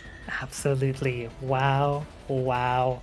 Wow. What a crazy turn of events. Would you say that maybe Archie threw that first match on purpose? I don't know if Archie would have thrown that first match on purpose, but I would say that I would say that Archie just applied what he learned and succeeded. Absolutely, he did. He really turned that strategy around so quickly that those creative thinking skills were on full effect. This Game 3 is going to be really exciting, especially because Caddy is going to need to switch out her strategy a little bit because it worked in the first game, but in this second round, not so much. And I will say, Archie may not be able to talk right now, but he is sure making sure that his voice is heard. Somehow. So for Game 3, how do you think Caddy's going to be able to switch it up? How is Caddy going to switch it up? Now, we have not seen the Gastrodon or the Klefki. We could see the reflecting light screen from the Klefki coming in to raise up the defenses even more, but Klefki is weak to that eruption from the Torkoal. Absolutely, and we also see there is that Gastrodon that has that Storm Drain ability, so it could go up right next to Vaporeon and it'll surf, and then it'll get that Storm Drain special attack boost, it'll surf again, and then Vaporeon gets the Water Absorb, healing whatever it needs, or healing that quarter of HP when it's hit by that water move. So I think we're going to definitely see, let's see how Caddy's able to adjust against Archie's hard-hitting team. Absolutely, we shall see a Vaporeon and a Gastrodon, just as you said, in the very front, with an Amoonguss Gallade lead instead from Archie. Archie coming in to maybe spore the divas into sleep. Absolutely, and I think we're going to be seeing some huge moves here from both of our competitors here. I think that definitely having the I think we're definitely going to be seeing that Surf strat, but that Gallade does have Wide Guard, which is providing a little bit of a threat to that strategy in the first place. So I think Gallade was a fantastic choice as a lead mon here. That was a great prediction from Archie. And that Wide Guard goes off. Yes, that Wide Guard goes off right off the bat in this first turn, predicting that Surf from Caddy right off the bat, rendering this strategy useless this turn. 100%, and I think that definitely seeing but that Storm Drain still does get that a special attack boost onto Troda there, but again, the teammates will not be hit, and they will just be, and it'll just be looks like a Water Absorb from Vaporeon. So we're seeing another surf from the Gastrodon, correct? Yeah, it was a double surf strategy there. So that way, whatever HP that Vaporeon would have dealt from whatever Pokemon was being battled would be able to put back onto that Vaporeon. But now with that Wide Guard going up, there wasn't anything that needed to happen. So, sometimes it just be like that. Sometimes it do be like that. And I think Archie has set themselves up pretty well for this first turn. Vaporeon is asleep, so we're hoping that we don't get a turn 1 wake up. But the Gastrodon on Caddy's side, as you said, has that special attack buff, so we could see another Wide Guard from Archie, maybe predicting a serve, but maybe Caddy changed up the strategy this time. Possibly, Caddy could have gone for an Earth Power into that Amoonguss, doing not as much damage as he would have thought. But that Spore going off now making both of Caddy's Pokemon useless. Absolutely. Perhaps a switch out is in order for Caddy, unless she wants to risk this moment to maybe get another Earth Power in on the Amoonguss, maybe try to get that Amoonguss off the board because it's really making Caddy struggle. But we see the switch out from the Gastrodon. Yep, and it just looks like that the Ursaluna now is coming back into the field. This is a very, very smart move from Caddy because I think that it was a 50-50 chance that Gallade goes for the Sacred Sword onto that move slot, but it looks like it was not. So now it looks like there's going to be a free burn off on that Ursaluna, making it a huge threat for Archie's team. Yep, absolutely. So Archie's really going to need to focus on getting that Ursaluna out. The Guts is going to get active right now. Vaporeon's still asleep, but it could still go either way for either of them. And with that Ursaluna now being burned, it can't be spored either since it has that status condition. So it is on the field, right. It is awake, and it is not going anywhere. Absolutely. We could see a Trick Room from Archie right now since we have the Gallade able to do that. But we see a Protect on the Vaporeon, and it wakes up, and we will see a Rage Powder from the Amoonguss. And with that Rage Powder happening, it looks like now that the Facade has gone off, that Amoonguss has been taken out of the competition. Goodbye, Faunus. Goodbye, Faunus. Also, I think those are all Bakugan characters. Are they? Oh, they yes. are. Archie is quite obsessed with Bakugan at the moment. Which is a little funny since this is, a Pokemon competition. But, absolutely. But the camp of it all. The camp of it all. Honestly, there's nothing more camp than that, in my opinion. So with the Amoonguss out of the field, do you think that maybe it's a little bit of an uphill battle for Archie? I would say definitely Caddy has the advantage right now and is going to have to put in that work, especially now that the Trick Room attacker has been, or the Trick Room has been set up. Yes, we do have Expanding Force, but there is no Psychic Terrain, and that Ursaluna is definitely going to be slower than that Gallade. So I'm not too sure how Archie's Trick Room was going to be able to sort this out, but sometimes the divas are the divas. And we're seeing a Terra. And we're seeing a Terastallization indeed into the Ursaluna with that ground typing. We're hoping for a Headlong Rush, possibly. Archie could potentially do another Trick Room, but that would be wasting another turn on their part. But instead we see a Dazzling Gleam taking out that Vaporeon, doing some chip damage onto the Ursaluna. And it looks like now that Trick Room is set up, we're going to have to see how well this Ursaluna is going to be able to take it. Going that Headlong Rush into Minerva, taking her out in one hit, but taking that defense drop, definitely going down. It was a risky move, but it looks like now that Ursaluna is open from getting hit by something, and it looks like that Sacred Sword goes in and takes out that Ursaluna. It really does. It's very evenly matched, this entire set of battles. We have still the Flareon on Archie's side, and how many Pokemon on Caddy's side? I want to say there's just 2 left on Caddy's side as well, so I think we are down to 2-on-2. 2x2x2. There's this song on Grand Theft Auto 5 that plays on the Mexican radio station that sometimes plays in my mind. I can never find it, but that's what came up to mind right now. Wait, Robbie, now that you're back there, can you go make a little visit to the MBTI for us? Ponle título a tu futuro, estudia en MBTI. Now, all jokes aside, we saw that Arcanine coming in with that Intimidate, which is a little detrimental for both Gallade and Flareon, as they are both physical attackers. We still have that Terastallization on Archie's side. But Gallade does have that clear amulet, so it was able to avoid that Intimidate. And we see the Terra Normal come out on that Flareon right now, just as we predicted, as it's really the only option it has to be able to activate Guts. Absolutely. And we see that Protect so that we can see the burn coming in. Perhaps we will see a Facade from the Flareon onto the Gastrodon. And that Secret Sword goes into Arcanine, knocking it out. In one hit! Archie was on an uphill battle, locked in here. And there is a huge possibility that we could see a win on Archie's hands. Absolutely. With Gastrodon asleep as well. And it looks like with this might just be the W that Archie needed to pull out here. And it looks like that Gastrodon stays asleep. It doesn't wake up! It doesn't wake up. The Facade comes through, and I think that might be the win to Archie Merc going to the finale with this Sacred Sword. But that Citrus Berry comes in, it could survive. It could survive, but let's see which move did Gallade click. Hoping it's that Secret Sword, and it is connecting on the Gastrodon, winning the game for Archie!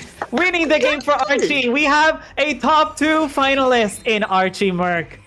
Now, these two contestants really pulled out their A game. That was a fantastic match to watch on both ends. That best of 3 was exciting. It was exhilarating. I have no words. Wow. I do have words, and the words that I would like to say are that I'm incredibly proud of both of these contestants. Cattywampus, you really put up a good fight, and you should be very proud of everything that you've achieved. And Archie, you should be incredibly proud of yourself, because those creative thinking skills were on full display during this best of 3 matches. And, you know, what an amazing job. I think Archie really showed that he knows his team well. Archie knows his team, and he made sure to put in that time, effort, and work, and we are going to be seeing him in the finale. Woo! Everybody cheer. Everybody cheer in the chat for Archie. Remember to donate to Southern campaigns for Southern equality, and we will see everyone in the next set of matches against Llama and Regan. Bye!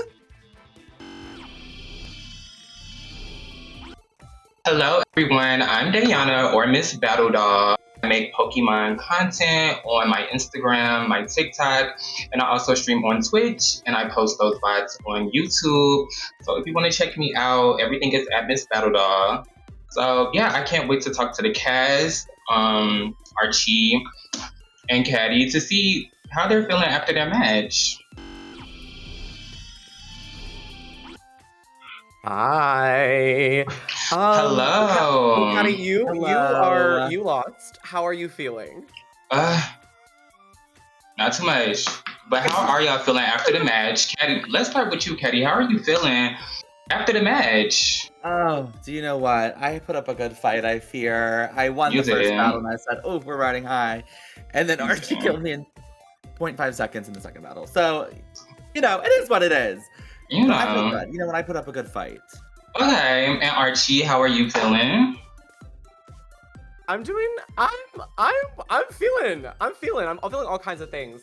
I initially was very terrified because that first match was like, oh, okay, wake up call, cold water in the face, you know, but then, you know, I took a step back and said, you know what, take a deep breath. I know my team, I know what I gotta do, I know what I'm gonna bring, and I pivoted a little bit with my strategy, and here we are.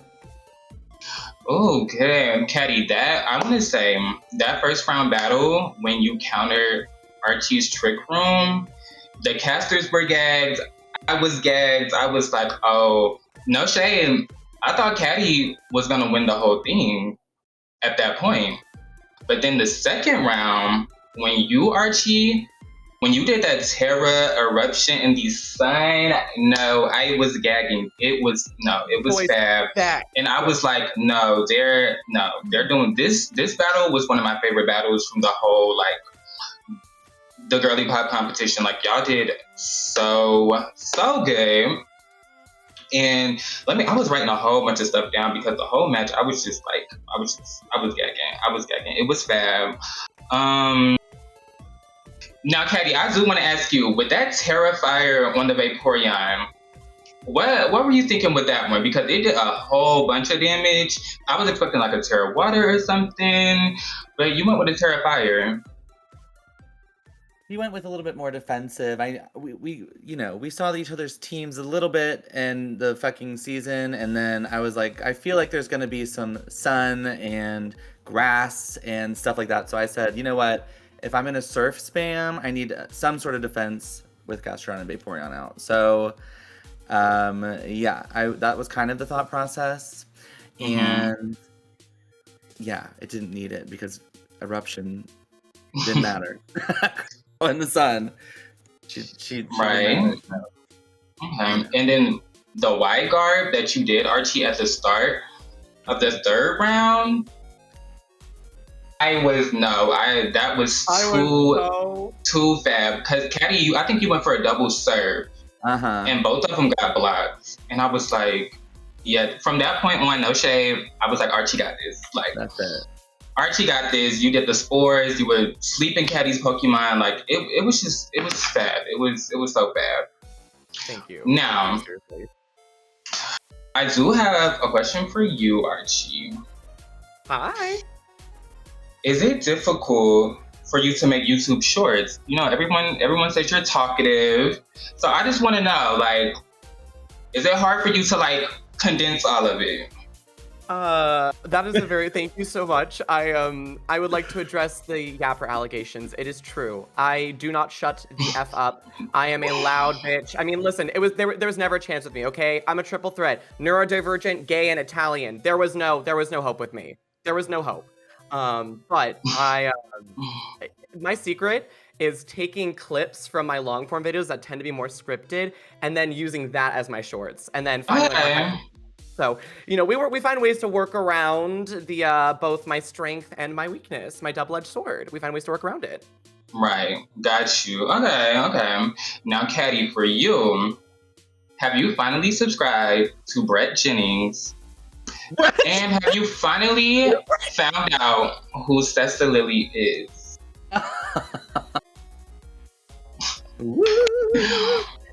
I love Brett. Stunning. We love Brett. I did follow him, and we are on Facebook. And no, not Facebook, Instagram. Oh, I feel like am I a boomer? We're on Instagram now, and then Sesta Lily, I do now watch her videos, and I really love her content. So I know everyone now. Yes. Okay. Now, I just want to thank you, Caddy, for participating. You did so good. I really enjoyed you. First of all, you look fab. Vaporeon is one of my favorite evolutions, and you did her some justice. I can't lie. You look fab. So now, Archie, you did so good. Can't wait to see you in the finale. I wonder who you're gonna face. That's gonna be fab. That I am very excited for. I'm very excited to see them put on a show for us because it's going to be a fierce matchup. All right. Now, do y'all have anything else y'all want to say to the chat? Caddy, do you have anything you want to say before you go? I would love to say that I hate everyone here, and I hope they all lose in the finale. Okay. That's all. A little shady, but it wouldn't be the Girly Pop. It wouldn't be that without a little shade. So, Archie, do you have anything you want to say before you go into your finale? Firstly, I just want to say, Caddy, thank you so much for an amazing battle. You were an excellent duelist. You had me on the ropes there, that first battle. The second battle, I was a little nervous because I was like, how long is that sleep gonna go on Gastrodon? But honestly, you did such a great job. You should be so proud of yourself. And I don't want to sound condescending, but I bow to my competitor. So, thank you. You just wanted to show your little top, didn't you? What? You just wanted to show your little top, didn't you? Just a little bit. Well, we were gonna do an outfit change, but yes, I just thank wanted you, to Archie. say, Right back at you. It was lovely battling you, and truly, I love you so much. Thank you so much for an amazing season, and thank you also, Diana, for doing this with us. We're so happy to have you here. Thank you, lovely. I'm just so excited. Thank y'all for having me. And like, I really enjoyed y'all. Y'all are so fun. Now we're going to go to another break to prepare for the next best of 3 matches between Llama and Regan. So chat, tune in, stand by. We're gonna get into the scenes. Hello, everyone. My name is Chalora. My pronouns are she, they, and I'm the bug-loving beauty of the EeeveeGC. And that last battle, or that last few battles, kept me on edge. I was literally crying. Welcome back, Dawn, for this round. I am back again. If there's one thing that I'm going to be doing today is I'm going to be yapping. And I'm so excited to be doing it with you, Chalora. I'm so excited to see all of these battles go down. It is going to be absolutely wild. Seeing those that last match, girl, when I tell you Llama and Regan have a lot to look up to there. Absolutely. I'm excited to see how this turns out. I'm really hoping for 3 rounds, so let's see how this battle turns out. Wow, you can do whole 3 rounds. Love that for you, girl. Yeah. So, all right, and go ahead. And all right, it looks like we are going to go ahead and go into these battle selections. It looks like we've had almost a couple of changes here on Regan and Caddy's team with, not Caddy, with Llama. And it looks like we have a Clefairy added on Llama's side and a Basque Legion added on Regan's side. What are your thoughts on these changes? I honestly love them. The Basque Legion gives me life. I loved doing math about it. And I'm honestly very excited to see if we get to see that in the starting lineup for Regan. I'd love to see Jolteon and Basque Legion flipping and flopping and switching. And it looks like we're going to find out who those first 2 out for both teams are right now. And here we go. It looks like that the girls are bringing out. Oh, we have Jolteon and Arcaludon making the first switch. And then we have Ninetales and Clefairy on the other side. Yeah, I was actually very curious about who's going to win this weather war. I think it's actually a really good idea if Regan has that Pelipper on the back line to switch out, because we can really throw them for a loop if she switches out to that Pelipper and changes the weather. Absolutely, and that Volt Switch on the Jolteon makes that really, really easy, still being able to deal damage and get that switch into that Pelipper. Yeah. The Arcaludon is really scary for this Ninetales. Oh, so that's a good idea to switch that out. She said, I am protecting my piece. And it looks like Corey Toot has made her appearance into the Girly Pop. Did she change her name? I think actually she transitioned because she originally had an Indeedee male. Oh, well. Oh, and there is that Volt Switch, just as we thought. Absolutely, going into that Pelipper. A choice specs, so she will want to switch that out. Or use the Volt Switch for that reason. And it looks like Violet Wave is coming out, which is the Kingdra.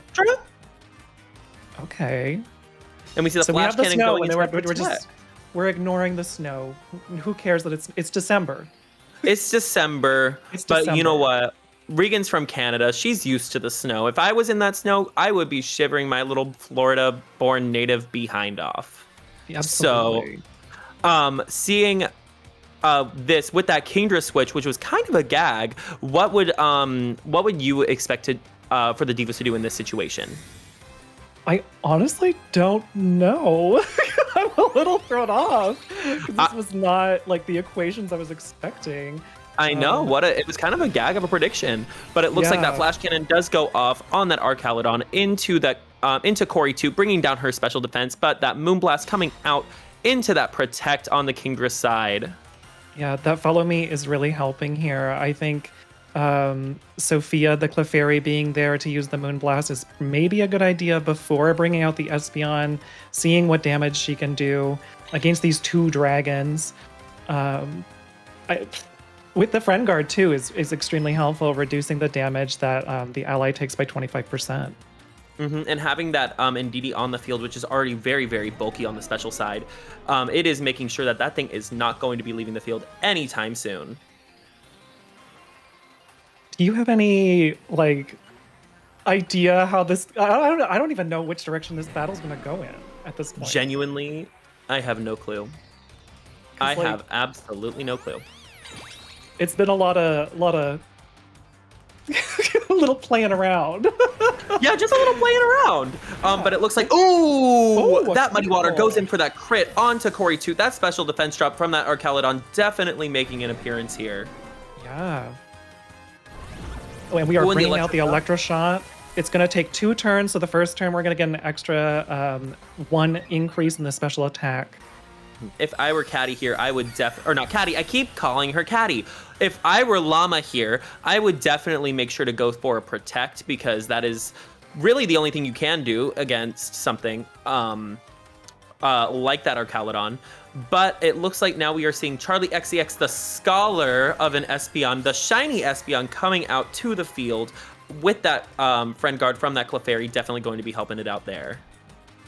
Yeah, I think we definitely can see the size spam ready to go. But will it make a difference? Will it be enough? We will just have to wait and see. The Archaludon is more of defensive and not so much special defensive, so this might be a really good strategy for Llama's team. Absolutely, but with those defenses over on Regan's end, because that Archaludon with stamina and with it being that steel type against that psychic type Espeon, it looks like it is in a very, very good position. But that expanding force does go off, doing a big chunk of damage, but the defense raise is definitely going to help as well. Yeah, from that stamina ability. The Electroshock's gonna go off, looks like at the Espeon, and not take it out, thankfully, for Llama. That Friend Guard definitely went into effect there. Absolutely. I think even with that 25%, it would probably still live with just a smidgen, just a touch of HP. Just a tiny little bit, but with that Life Orb damage coming off of her as well, that definitely would have taken her out, I believe. But now we're going to go ahead and see the Archaludon and the Kingdra still on the field, still holding strong too. Yeah, the Archaludon does not have Protect, and because the Espeon is faster, I think we might see another Expanding Force take precedence here. Maybe taking out both, because Kingdra just used Protect, so it's very unlikely that they'll use Protect again. It looks like that Violet Wave has left the field, and we are seeing Mjolnir back out. That Jolteon making its second appearance. It is Green Shiny at Eeveelution versus Green Shiny Eeveelution. Expanding Force going into both of them, taking out Mjolnir in just one hit, and that Archaludon living on a sliver of HP. Oh my goodness. That was a fantastic I was going to say. But the Flash Cannon is going to go right into Llama's Clefairy and live on just a kiss of health. I am but shocked. that Moonblast going in, leaving that Archaludon useless, and now it's just that half health Kingdra and whatever else that Llama has in the back versus, I think, 3 of Llama's Pokemon, if correct? Yeah, there's still an Alolan Ninetales back there who can definitely whip up that snow right back up and get an Aurora Veil and play on the defensive if she wants to. Ooh, and it looks like now with that Pelipper coming out, with that rain, this is a perfect time for that Ninetales to come in to get rid of that Swift Swim ability over on that Kingdra's end. If I were Llama, that would definitely be my move. That Swift Swim is going to double Kingdra's speed from 85 to 170, depending on what the EVs are. It'll be around that range. And when we see, if I am correct, does the Pelipper has Wide Guard, correct? It does. It does, yeah. It does have Wide Guard. Thank you very much. I forgot to pull up my team sheet here. No, it's all good. With double protect against the Muddy Water. Who needs Wide Guard when you could just protect twice? Exactly. But that Dazzling Gleam does come out, taking a huge hit onto that Kingdra, making this a very much an uphill battle for Regan on this end. But it looks like that the Eevee is down. Espeon has been taken out. That Pelipper is still on the field, and it could definitely have some sort of comeback. We never know what could happen. This is the Girly Pop Cup. Has anyone terrestrialized? I don't think so. Don't think we have seen a terrestrialization this. Pelipper here does have a Water Terra, which could be a little bit defensive against an Ice attack, for example, but it no longer can use the weather ball effectively now that it's snowing because of the Alolan Ninetales coming out and creating that snow. And that freeze strike coming in, taking out that Pelipper. It didn't matter. Nope. But that Clefairy played a key role in this battle. MVP, thank you for being a friend, Sophia. Sophia, and I know from experience, from talking with Llama, that Sophia was named after the Golden Girl. Absolutely. She has to be. She has to be. And it looks like that is round 1 going to Llama Rizzy. That's right. What do you think Regan will do differently? Do you think she'll play more around with maybe the weather?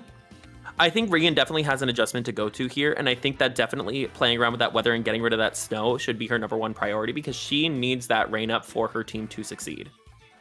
Completely.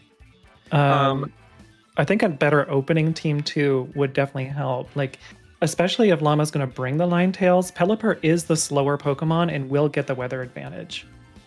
100%, and I think that definitely keeping Pelipper in the back is probably still the best move, so that way they're able to get that damage off and guarantee that that rain is going to be set up. That Ninetales is going to be her biggest competitor here.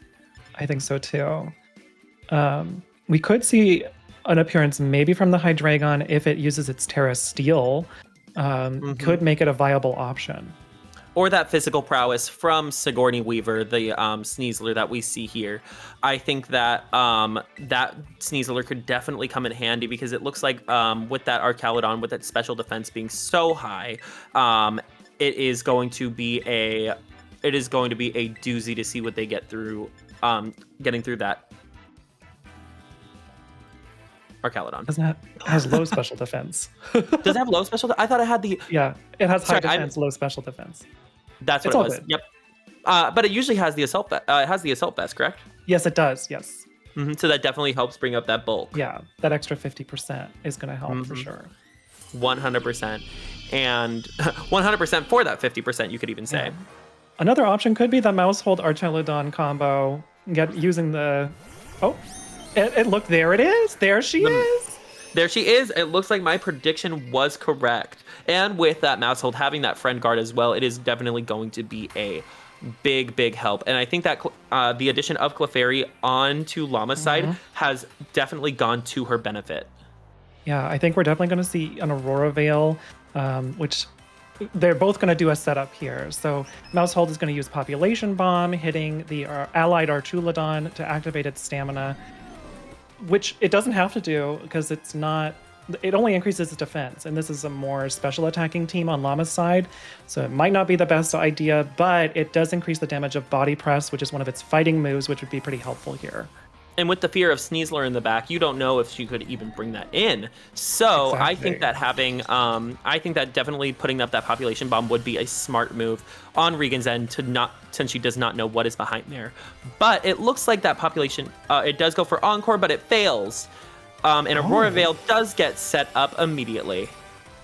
Yeah, that's going to give an extra 50% damage reduction increase from both special attack and defense on Llama's side. But it's not going to matter because of the quad super effectiveness of steel moves onto that Alolan Ninetales. Absolutely, and now we're going to be seeing we're going to have to see a switch in to Charlie XCX, who is Llama's Espeon, with that going in, setting up that Psy Spam. Yeah, I don't really see any other alternative options here besides Psy Spam. Yeah, I don't either. I think that she is definitely making the best move that she possibly can here. And I think that on Regan's end, she has so much ability to experiment and play right now. She could switch out that Mousehold, bring in the Pelipper, now that she has the guaranteed snow setup. Yeah. We could get one-turn Electro Shots, would be really powerful here as well. We have a Follow Me from Corey Toot, the Indeedee, receiving the Population Bomb that might have been meant for someone else. But that Rocky Helmet chip is going to be going in over and over and over again. So it looks like that it is... Oh, wow. And with that wide... Mousehold has loaded dice, which means it's going to hit at least 4 times, but it can hit up to 10 times. Oh my gosh, and it is still going... Oh, and it looks like that was almost just more of a hindrance to Regan than an actual than a help. So that was really shocking. I think that Follow Me was meant for the Archaludon and it got redirected. Oh my gosh, you are so right. It absolutely was. And that was such a smart move on Llama's end there. With that body press coming in onto the Arcalodon, taking out that Ndidi in turn. Wow. That was bananas. That was an amazing play by both of our players here. Now, it looks like it is Llama's Espeon and that Clefairy against the rest of Regan's team. Yeah, Rocky Helmet hits for 1/6 of your maximum health, so 6 attacks is going to take down that mouse hold immediately. Wow. And now that we have that, and now we have Sophia coming back in, bringing in that friend guard, being able to help just as much. With that, what do you think we're going to be seeing from Regan's end on this side? I think it's really scary. Regan's team is a little slow besides Jolteon, so I don't imagine our Arcalodon is going to be able to get anything off in time. But you could be surprised. People underestimate one Pokemon versus the other. Jolteon might have a move up its sleeve. I don't think there's anything... Does Regan have another Pokemon in the back? I think Regan does have a third Pokemon in the back. We are seeing that so Volt switch here, yeah. Into that Clefairy, taking her out. But with that Terra Steel Clefairy getting the axe to the head, this is giving me trauma from GPC Season 1 when I lost in the first round against Sugi's Terra Steel Clefable. Here's this Bascule Legion. I love this Bascule Legion. Oh my goodness. Wow. Oh, Yeah, wow. The psychic terrain increasing psychic attacks by 50% on top of the Life Orb 25% increased damage and the expanding force hitting both. That was bananas. Wow, and that was a huge move. We didn't get to see the rain this time, so it looks like they are stuck in the snow. And it looks like, honestly, it looks like pretty much a win for Llama, but, we'll see what happens. This Bascule Legion is super fast. It has Choice Scarf, which increases its speed by 50%, and it's not swimming, or it's not swimming. It's not raining, so the Swift Swim is not going to activate, but it's still quite fast. And it does have Last Respects, so that's going to be a 150 power attack if it can get it off. Yep, and it looks like it went for the Protect just to be safe. That Thunderbolt does come out onto that Clefairy, but the Eviolite definitely increasing its defenses by 50%. Plus that Friend Guard, I don't think that Espeon is going to be going anywhere. Mjolnir has now been taken out. I think this is definitely a win for Llama, but we will have to see if Bascule Legion has some kind of trick up its sleeve. You never know. That Last Respects could be giving us our Last Respects. But I don't think it has a spread move to be able to take out the other mon, so I think whatever it gets taken with. Yeah. Oh, wait, no, it has Scarf. It's stuck in Protect. Oh, you're right. I was about to say the Jolteon's also stuck, but it's gone. So oh my god, it's stuck in Protect. It's stuck in Protect. Well, how many turns will it get it off? It's only a 50% positive success for Protect at this point. Next turn, it'll be 25%. And eventually, it will be 0. So it's just a ticking time bomb. It is just a ticking time bomb. It is literally stuck. Oh my god. Well, the snow has stopped. The snow has stopped. The weather is gone. The terrain is gone. This. Oh no. It's a protest. This is what it is. It's a protest. And it does not get the third Protect, giving the second game to Llama Rizzi. Well, congrats to both of our competitors here. They did an absolutely fantastic job. Yes, they did.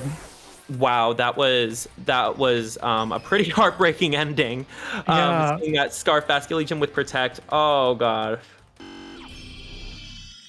But both two very lovable competitors, and we'll hand it over to Diana for the interview.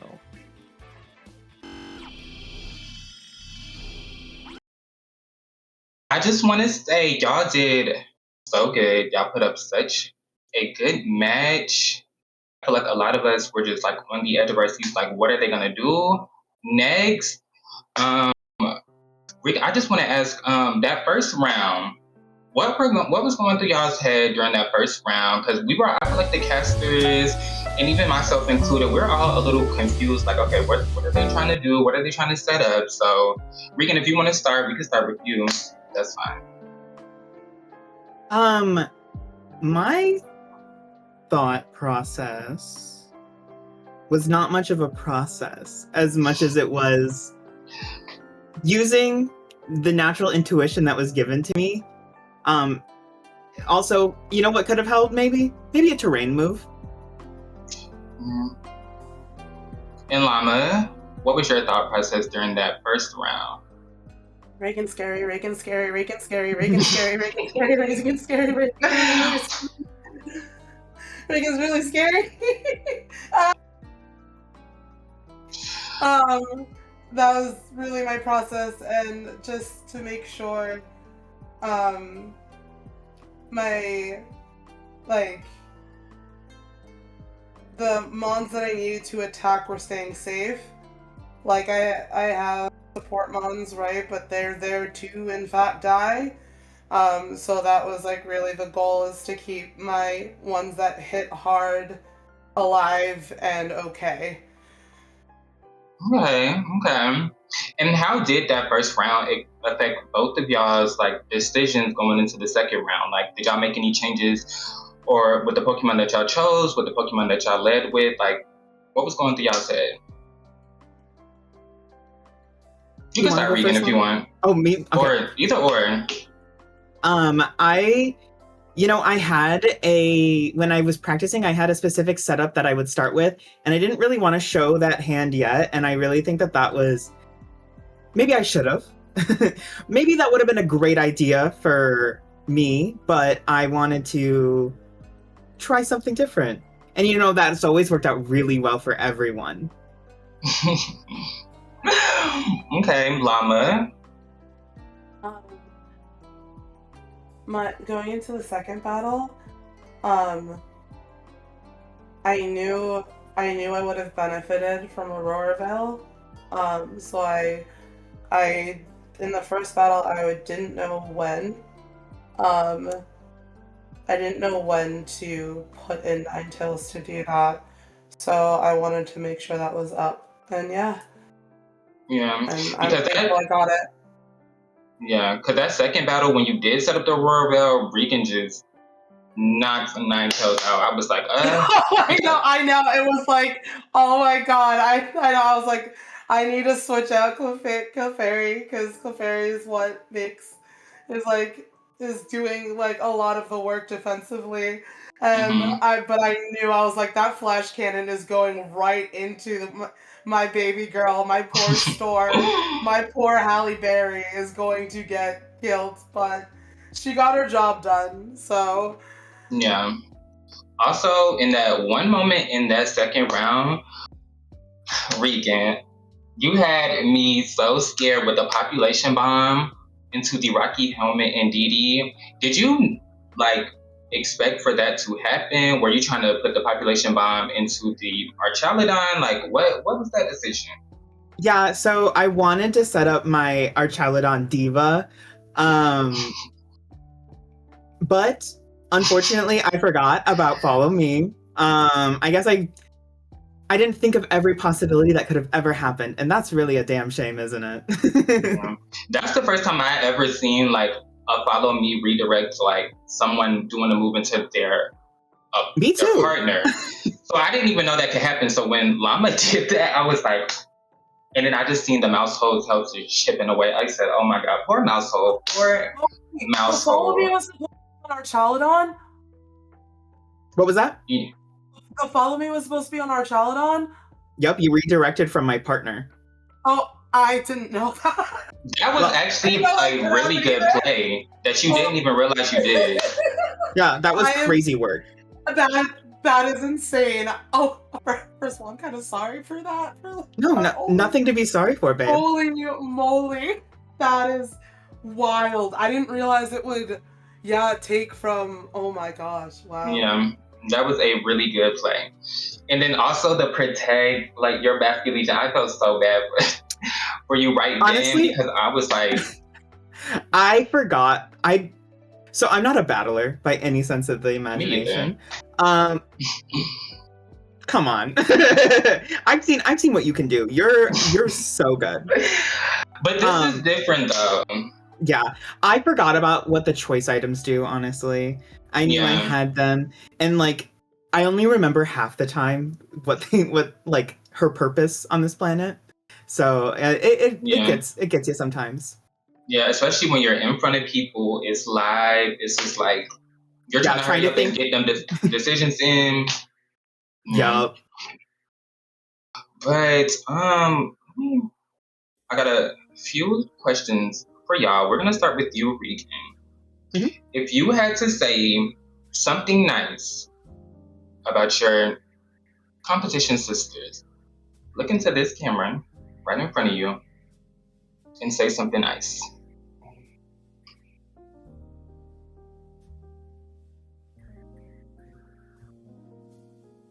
You don't want to know what I have going on in my mind right now. I fear I don't. I will say this.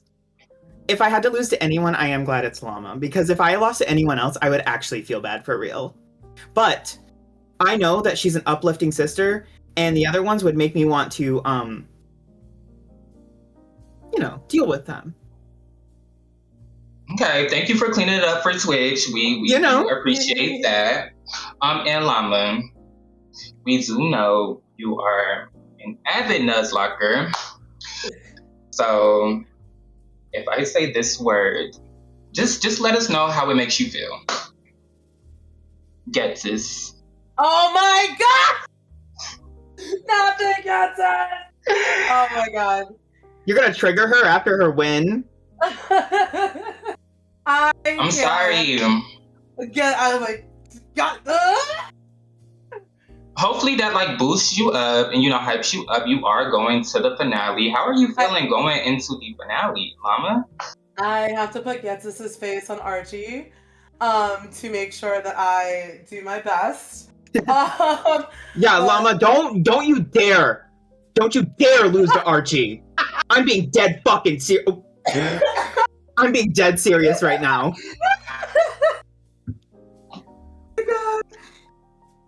Archie, you hear that? But anyways, any last words for you, Regan? Do you have anything you want to say to the chat, to just anybody? I just want to say, mark your calendars. I like when you talk French to me. I said that this is preordained and you all are burning in hell. Keep it going. Okay, Llama, anything you want to say before you go to the finale? It was a wonderful time battling with you, Regan. You kept me on the edge of my seat. If you watch the VOD back, you'll see me second guessing, triple guessing every single decision I made. You are a tough battler. You know what you're doing. So don't let this like make you feel bad in any way, shape, or form. You are all of the wonderful words that are technically slurs that we can't say on Twitch and on a charity stream, but we as a community use as positive. I love you so much, and I can't wait to hang out with you in streams more. Yes, I love you so much, sister. You are like such... And it was so wonderful. Getting to know you was honestly one of the best parts of this. Same to you, Regan. We love you. Mwah. All right, now this was such. Oh, go ahead. Oh, I was gonna say, can I wipe my face off now? Are we done here? What? We're gonna get to that. We're gonna get to that. But all right, chat, everyone, please stand by. We're gonna go to a little break, and then after we come back from break, we're gonna have a check-in with Dawn and Shiny Stone. We're live, Dawn. Hi everyone, welcome back. Welcome to the mid show. This is where we just give you a little bit of an update about what's going on. We want to congratulate our two finalists, Archie Merk and Llama Rizzy. Now, Shiny, were these the top two that you expected for the season? I'm gonna be 1000% honest. I was expecting, like, it's not unexpected for me that Llama got there, but I think the gag is that Archie got there. I think that's the gag for me. Absolutely. Because I love our sister. Wasn't expecting her to make the finale. Absolutely, but honestly, I feel like people were really underestimating Archie. They really were, and I think that Archie definitely put the time and effort in to make sure that their team was correct for this finale. And I think that Llama could absolutely say the exact same thing because we were seeing some amazing plays on both ends from both of these competitors. You can tell that they put in the effort, the time, and the energy to represent as the ultimate girly pop trainer. Exactly. And what I love about this whole experience is that Archie and Llama are both the two players that were constantly underestimated. You know, Llama got into the top 4 by battling her way through on the last episode. Archie lost his battle, and nobody was, really thinking that Archie was gonna go that far. So we have both of them that people were just underestimating, and they are our top 2. So I think that's a cunty. I think that's a cunty way to get to the finale. Oh, Twitch. You said the C word. But anyways. I'm kidding. Go on. So now we got to the finale, now that we're at the finale, it's time to tell us a little bit more about the charity that we're going to be raising money for, and that is for Southern Equality. It looks like we have raised $175, which is absolutely amazing. Now, with this charity, it is called Southern Equality, and it is working to build a South, as in the southern part of America, where LGBTQIA plus people are equal in every part of life. More than 1/3 of all LGBTQIA plus Americans live in the South, but our community lacks basic legal protections, faces political attacks, and experiences health and income inequities. LGBTQ plus Southerners also live each day with courage and strength and are doing heroic work to promote equality in their hometowns. I am someone who was born and raised in the South. And I am from Florida, and I am from right in the smack dab center of the state, where I would say we are probably some of the most southern that you can get. What these people are doing over at Southern Equality is super duper super important, especially with what America's been going through right now. People in the South, especially trans people of color, need your help, and that's what Southern Equality is here to do, is to help all LGBTQIA plus people of color, to be able to live happily and comfortably. So please, if you have the money to donate, I know it's Christmas time right now, but we want to make sure that we are hitting our goal of $300. So donate. And thank you so much for donating, for everybody who's already donated. And thank you everybody so much. You don't have to donate large amounts. If you can donate $1, $2, whatever, it's already welcome. We are very, very thankful for everything that you can help us with. And also, absolutely, I want to ask everybody. I was going to ask, who do you think is going to win? Let me look at this poll, honey. So who do we think is going to win? It's pretty matched here. So we see Archie is getting a bit more points than Llama. That's very interesting. I think people were gagged with Archie's strategy and the way he handled Caddy, because people are voting a little bit more for Archie, betting their channel points in Archie more than they are betting on for Llama. Interesting. But Archie only won. He lost a battle. He didn't win the other two. So we're gonna have to. He had to earn his other two. Where Llama just swept through Regan. So we're gonna have to see what happens here. But we do have to be fair with the fact that Caddy was putting on a big, difficult fight for Archie, and where Regan didn't necessarily make the best decisions, which opened up a lot of spaces for Llama to just jump in and take and take that space there. So I do think Absolutely. that our finale is going to be very interesting. Hold space, exactly. I do think it's going to be a very interesting finale to see how both will battle against each other and will find the cracks, the spaces, and if they had actually prepared to battle against each other. Because by the looks of it, it does look like Archie was ready to deal with a team like Caddy's. Is Archie ready to deal with a team like Llama's? Because I know for a fact, based on episode 4, that Llama is ready to deal with whatever comes her way. And apparently, the channel points prediction has turned around, divas, because Llama is 3K points, and it's 1,000 channel points in front of Archie. Well, now we're going to go on a little bit of a break. And when we are back, we are going to have Chalora and Robbie to cast the finale. Blake Marie Elizabeth Jennings III, thank you for donating, you sexy, amazing diva. Thank you so much, diva. Brett Glennings. Brett, thank you so much for donating. Brett Glennings, thank you so much for donating money. You're such an icon and a legend. You know, thank you so much for being here. And also thank you for being our interviewer on the first episode. Thank you, Brett. We love Brett. We love you, Blake. Seriously, what a diva. What an icon. Go follow Jared. Wait. So Blake, out of everybody here, between Archie and between Llama, who can say the bad word for gay?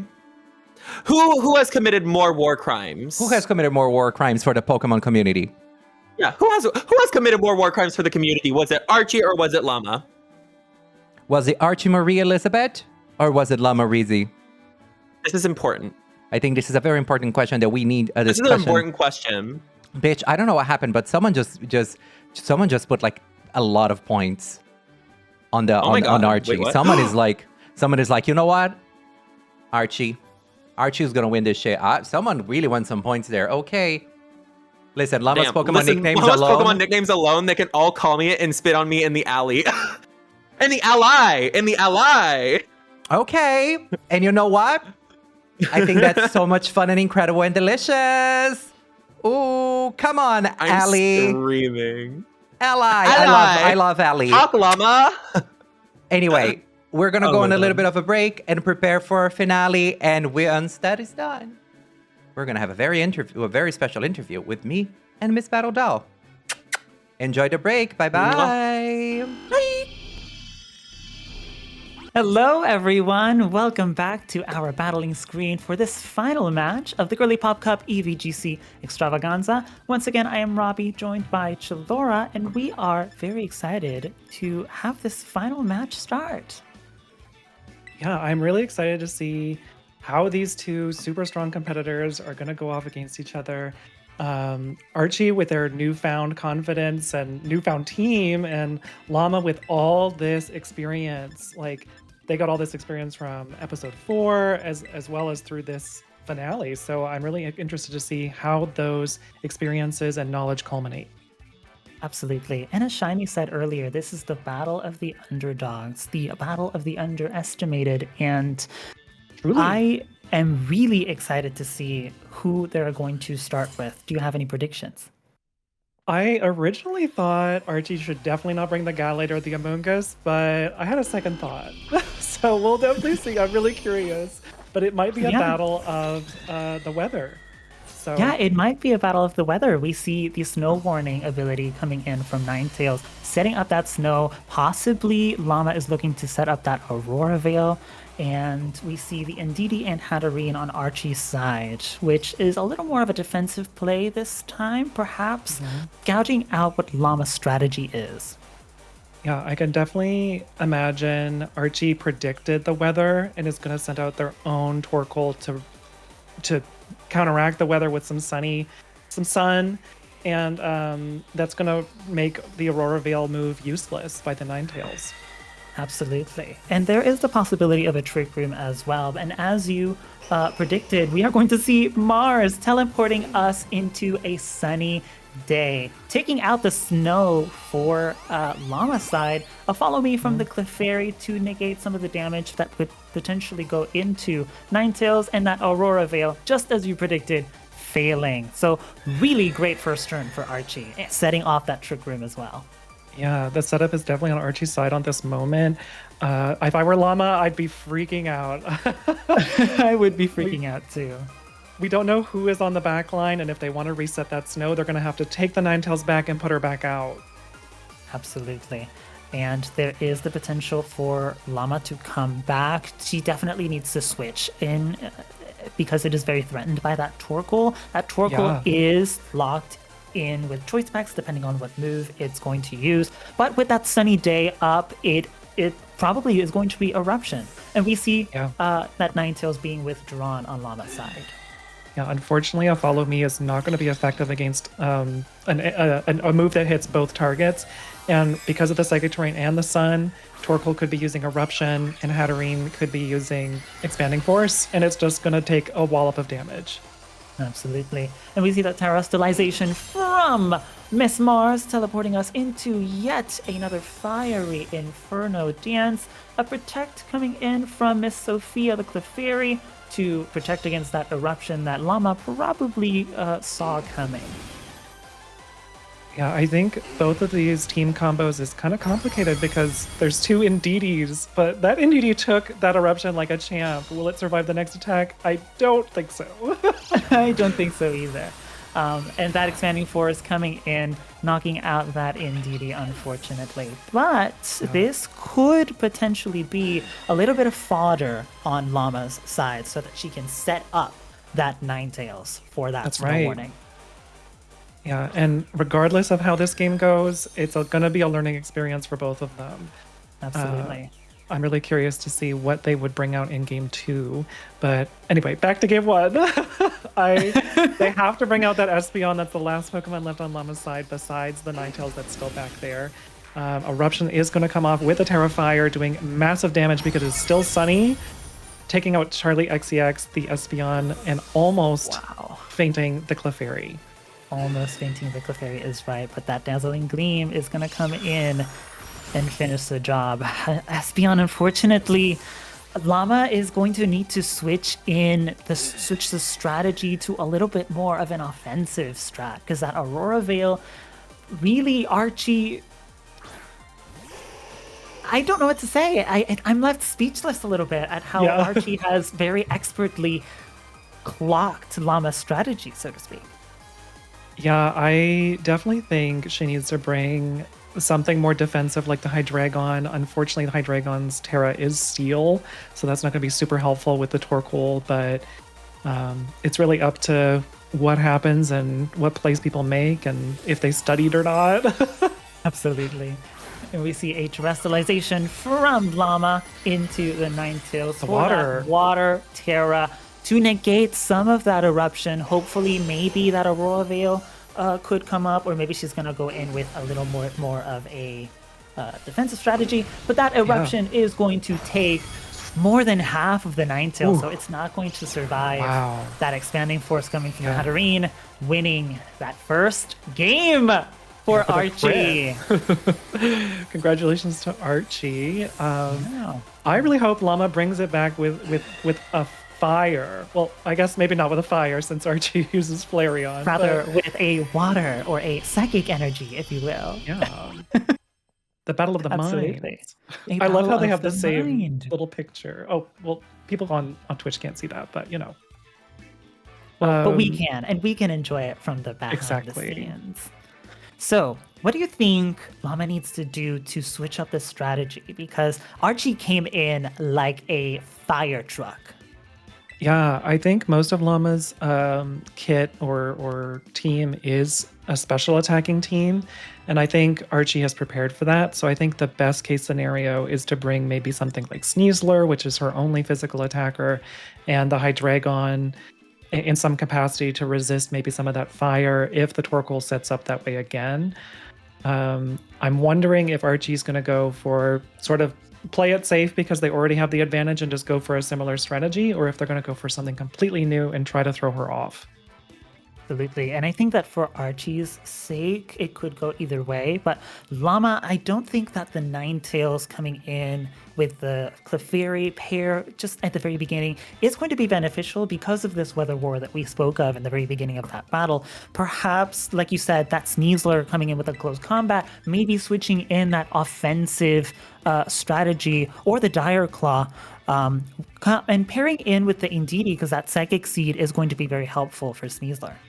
Absolutely. If both teams have Indeedees, it's more than likely that it'll have Psychic Terrain, which for Llama, I think I would just take it as my advantage that someone else is going to do the setup for me. Absolutely. I think that would be really good. I would love to see that Hydreigon and the Sneasler. Have we seen the Sneasler get airtime from Llama's team? Not this finale, but we have seen it in episode 3. with Caddy and Llama. We did not see Sigourney Weaver on episode 4 of the Girly Pop Cup, and we have not seen Sigourney Weaver this finale, and I am really campaigning for #justice for Sigourney Weaver because she really does deserve that airtime. More than just that one battle where she didn't. I don't think she got to do anything either. Yeah. Well, we will see this battle, how it's going to turn out. And we see the Clefairy and Indeedee combo this time. Yeah. It's just a psychic and fairy kind of game, this one. We have both Indeedees coming out with their psychic surges. Just a lot of support going on here. The only real sort of assault Pokemon will be the Hatterene at this moment. Yeah. I think Llama is trying to set up for the rest of her team right now. Clefairy with that friend guard, I think Indeedee is going to benefit a lot from it. We see the protect, so it's not going to receive any kind of damage, but from the Hatterene, but it doesn't matter because Clefairy also does protect. Why wide guard when we can double protect, as in the wise words of Miss Chilera, like you said. Yeah, and here we see the trick room, I was going to say. It's just a setup on setup right now. It's really anyone's game with just a bunch of setup Pokemon right at the beginning. Absolutely. I think they're taking a little slower. That first battle was really, really quick. Archie coming in again with that really offensive strategy. But I think Llama might be a little bit of a disadvantage right now because she set up that Archie set up that trick room, the double protect. Even though it can be a good utility move for scouting what the opponent is going to do, it left Archie available to set up that trick room. But we see the switch into Charlie XCX and a helping hand from Indeedee to boost that perhaps expanding force from the Hatterene? Yeah, I think so. Unfortunately, Follow Me is not going to be helpful here. Like, oh my goodness. Even though it wasn't effective, expanding force is just too strong. It is too strong because it raises the power with helping hand. There was the psychic terrain, obviously, but the friend guard did a little bit of helping here. Yeah, you can see how effective that was. The difference between the HP of the Espeon and the Clefairy. But the Hatterene is going to take out both, unfortunately. And we will see what is back there along with the Indeedee that was switched out. It should be... Oh yeah, we did see the Espeon unfortunately be knocked out by the Hatterene, the Dazzling Gleam. Llama, this is really an uphill battle for Llama. Could she turn it around?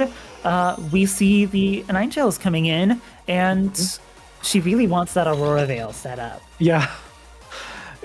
Aurora Veil is very powerful, so I understand it completely. I think Archie probably has the Torkoal sitting on the back line, and that's why Ninetales wasn't brought out immediately, was to counteract the Torkoal, but it just wasn't in the cards. I think she was waiting for Archie to bring out that Torkoal. Yeah, and I think that waiting is unfortunately a detriment to Llama because we see Archie switching into Torkoal once again, predicting the strategy of the Aurora Veil. He is not going to let Llama set up that Aurora Veil. But we see that helping hand from the Indeedee, so Llama knew that this potentially could have happened. Yeah. Maybe a blizzard, yes, but I think it's gonna miss. Maybe not. Maybe not. So I hope that it does not miss. And it connects. Not very effective, but some chip damage onto the Torkoal. Yeah, it's a 10% chance to get that freeze, and it would have been slay. I was gonna say a different word, but it's gonna be super slay, super C word that's redacted on Twitch. I should be allowed to say it, but it's fine. You know, as queer people, we get to choose our words on the Twitch. We get to choose our vocabulary. Absolutely. But we see the terrestrialization onto the Torkoal to, once again, power up that Torkoal's eruption. Yeah. There's really no guessing what move it's going to use here. That Torkoal is equipped with a few different moves that I think were meant for the whole cast, just in case, and to make it a true powerhouse. This Indeedee is going to use its Terra Ground, which is a surprising move, as it has Terra Blast. It could be a good move against that Torkoal. But the Trick Room is going to allow it to go first. Yeah, but that eruption is going to do so much damage on the Ninetales. It is so much, knocking it down. That Ground Terra is for sure directed towards that Torkoal, but the Dazzling Gleam connects to the Ndidi, and it is curtains for Llama. Archie was wearing a crown under his hat.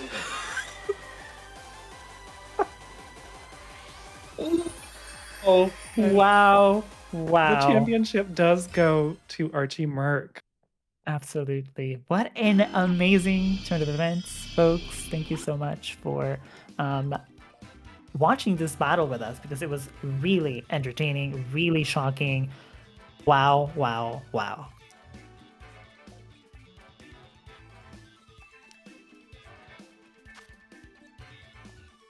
And production is telling me that we are going to go on a break. Right. We're going to go on a break. And also remember that this is a charity stream. So please donate to Campaign for Southern Equality. And Sholar, do you have any final words? Support trans people. We're fighting out here. We're saying stuff. You gotta listen. Thank you so much. We are live. Hello, everybody. We are here. Hello. We're both of our finalists. Diana, how do you feel watching this finale, girl? OMG. Y'all had me on the edge of my seat this whole competition. Like, I'm so glad Llama, you, and Archie made it into the finals. Like, it was perfect. Like, y'all did so good. Now, Llama, let me start with you, Llama. Let me start. You are like the perfect like representation in this competition for girls that look like us, like Black girls, Latina girls, disabled girls, whatever. Like, you're literally perfect, and you lost today, but I feel like you won in the hearts of the people. Like, you did amazing throughout this whole competition. Even just winning the battle to make it into the finale, everything was so good. Like, you did amazing. Thank you. I'm like literally crying right now. That means a lot to me. It really does. Like, all I want to do, like, it's like I feel like the girl from Mean Girls before he says she doesn't even go here. Like, I just want sunshine and rainbows all the time. I just want everybody to love each other. I want everybody to have fun. That's all I want. And to being biracial, being fucking pan, being so in the middle with everything, I feel like a lot of the time, when people see me, they like I get discredited a lot because I don't have the full experience of being completely Black, or I have the full experience of being completely Latina, and it's so much, and it's so valid and special to hear it, especially coming from you, Day. And I thank you. I really do appreciate that. You're welcome. You're literally perfect. Like, keep going, keep doing everything you're doing. Like, you're gonna go so far. Like, especially because you're so genuine. Like, I feel like we all can just feel like how genuine you are. Like, you've been the same throughout this whole competition. Like, it's perfect. Like, perfect. Thank Never you. change. I appreciate that so much. You're welcome. Now, Archie, congratulations on winning the whole thing. Like, literally, people say you talk a lot and all of that, but you talked yourself to a victory. I just need you to congratulate yourself, pat yourself on the back. Like, you get tens from me. That eruption play is just so nasty. Like, you literally make me want to get on Scarlet and Violet. Let me get my Torkoal. Like, let me do that Archie one. Like, it was fab. It was fab. I was gagging the whole time. Like, it was perfect. So, how are you feeling? How are y'all feeling after the finale? I'm also kind of gonna cry. I'm not gonna lie. I'm feeling very emotional too. Damn it, Llama. I want to start off by echoing Sorry, and lifting not- up Llama once more because Sorry, not sorry. well, yes. I wanted to take a second to lift up Llama because this is just as much my day as it is yours. It's all of our days. And I just want you to know that you are such a special person. You are such a light in this world. It was an honor to do battle with you. It was an honor to share this space with you. I cannot wait to continue being your friend and doing amazing things together. And I will also do the same as I did to Caddy. I vow to thee. Because she also wanted to show her outfit exchange. Like her new outfit. Look at that outfit. It's so good. Look at those pants. Give me those pants. I funnily enough, I did a photo shoot with this outfit last night, crown included, and I in case this happened, and when I put the crown on under the hat today, I said, whatever happens, this is mine. Whatever happens, this is mine. I earned it. And I put in the time, the work, the effort. I was tired of feeling as though I am underestimated, and I was tired of underestimating myself and looking at myself as, oh, I'm not that competitive. Oh, I could never be that competitive. Oh, I can never do this. But the truth is, yes, we can. Yes, we can. Llama and I absolutely can do this. Llama and we can be both kind and good and true to ourselves and good to others and lifting others up while also being good competitors. Those two things are not mutually exclusive, and I wanted to prove that today. So I'm really proud of myself that I put myself through that. So yes, I feel proud, emotional, and just thank you. You deserve it. And you manifested it putting your crown on. No shade. Girl. You really did. That was a gag. I literally, the moment I thought of, remembered I had a hat in a crown in my closet, I'm like, wait, hold on. It'll be such a gag as if I won, pull the bucket hat off and reveal the crown. That would be iconic. That would be You so walked in as champion before the competition and you left as champion. I just feel like that's beautiful. That's beautiful. Now I have a question for both of y'all. Like, so we've seen y'all's final teams. How was it building the team? Like, what was y'all's mindset kind of going into building the team for the finale? We can start with you, Llama, and then we go to you, Archie. I was afraid of trick rooms. I wonder why I was afraid of trick rooms. Chat and everyone else. I was so worried, and it was really lovely. Dawn Stone, yes, a caster, yes, a person. They were also our coach to helping make our teams just more rounded out and everything. And they gave me some advice. They were like, everyone knows your Among Us strat. Everyone knows your Among Us strat.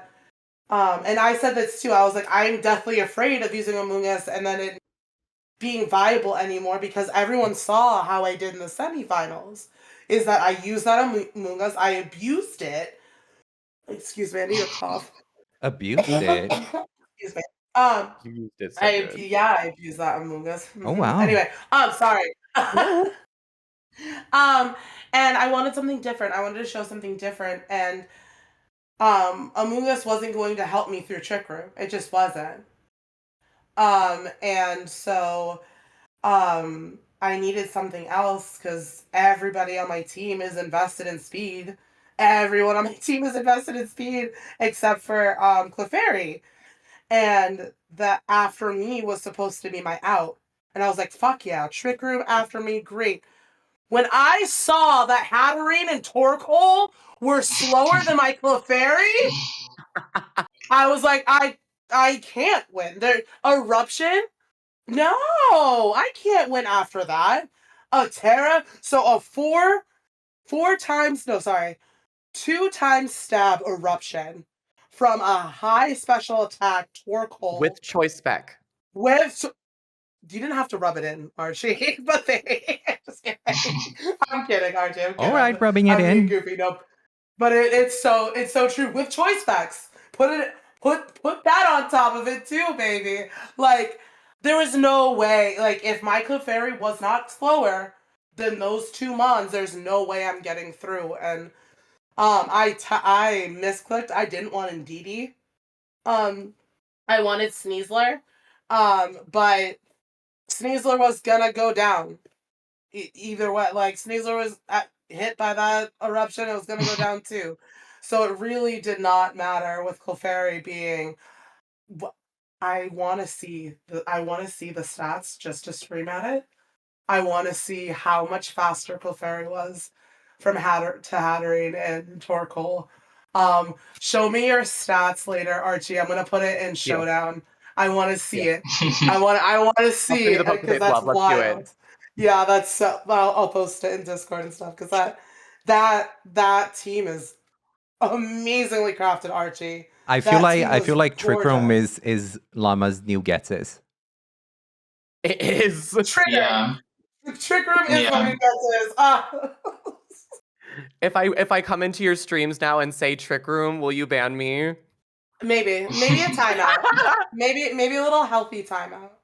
There.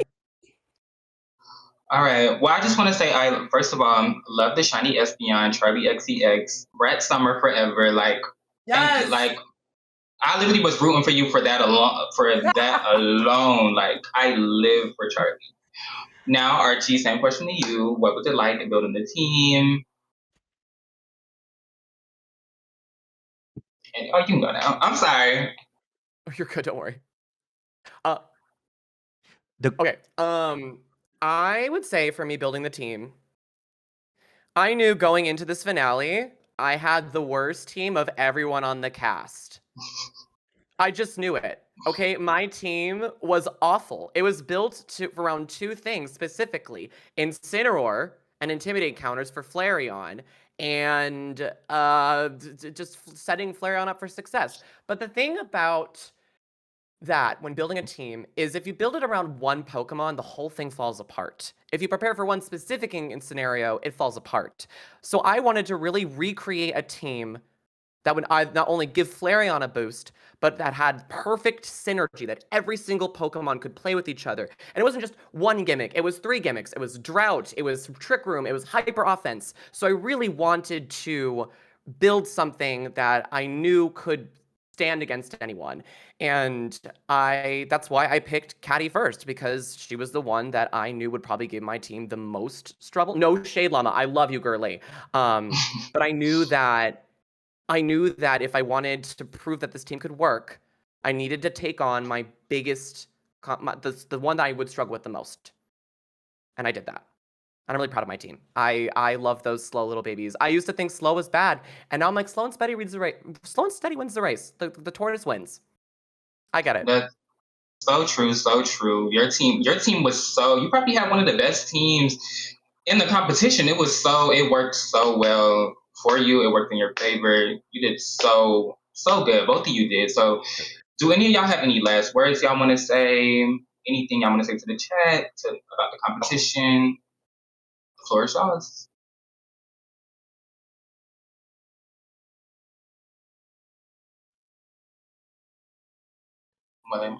I think Archie is giving you the space. We can't hear you. I'm not sure if you're saying anything. Oh, Llama, are you muted? If you couldn't tell by my yappy face, I was talking. Okay, sorry.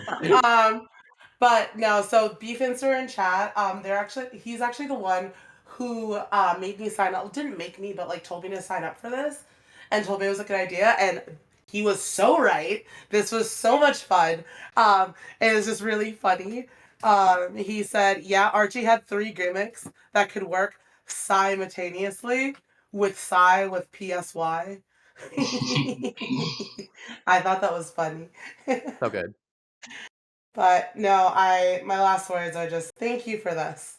Honestly, all of you, every single person who participated, Shiny, Dawn, Day right now, like thank you all for this experience. This has been, I have had a rough couple of weeks. You guys don't need to hear it all, but like this day really uplifted me and really reminded me how lovely our community is and how lovely, how much I do love doing this. And I thank you all so much for having me. And congrats, Archie. I'm so proud of you. I really am. I'm so proud of you. Likewise. Get busy for Lama Rizzi. Thank you, Lama, for everything. Thank you, Lama, for everything that you put in the show, for all your time, for all the love. And as I said before, I'll say it again. It's stressful to go through all these things, right? We create this situation to make it to be fun, to be interesting, and it's also a little bit stressful. And I think I speak for everybody when I say that you for sure made it all much lighter and much more fun, much more much sweeter to go through. And that's why also you got your Aldino award. So congratulations, Miss Aldino. Next season you'll come back. You'll come back as a mega Aldino. So that's really iconic. I need to get a gown for that. Not my quick Canva feet. I need a gown this time. You do. And Archie, I do want to say congratulations. A big congratulations to you. You proved everybody wrong. So if you ever had one of those fantasies that we all have in our life of like reaching to the top and proving everybody wrong, well, sister, congratulations. You are a winner, and also victorious. Thank you. No speech. Free Palestine. Good night. Now, before we go, Miss Battle Doll, my sister, any last words for the people in the competition? Well, for one, thank y'all for having me here. It was really fun. This is my first time ever doing anything like this, so I'm so glad y'all had me. But another question I had is, where is Leafeon? Oh, so y'all wanted a twist, eh? Bitch, I am your Leafeon user for the Girly Pop Cup EeeveeGC, and I am here to fight the mother tucking winner.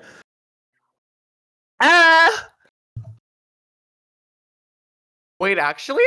Deadass.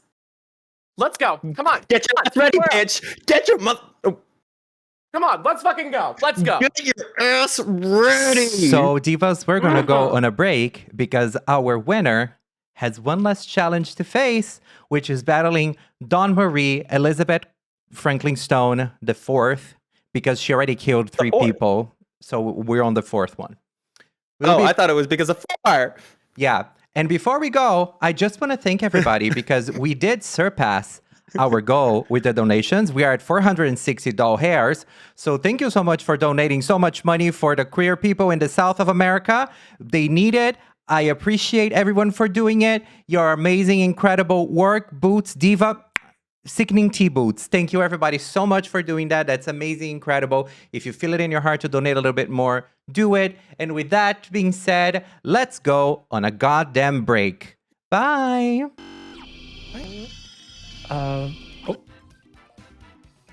Hello. Llama lost their internet. We'll be right back.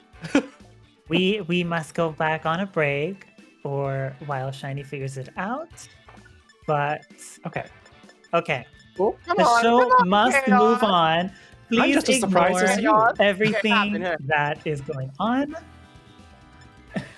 Please ignore everything that is going on the screen. Some technical difficulties are happening and everything is warped. I think that Mars the Torkoal has teleported us to Mars a little too much, and I think everything is looking warped. Don't you think, Chalora?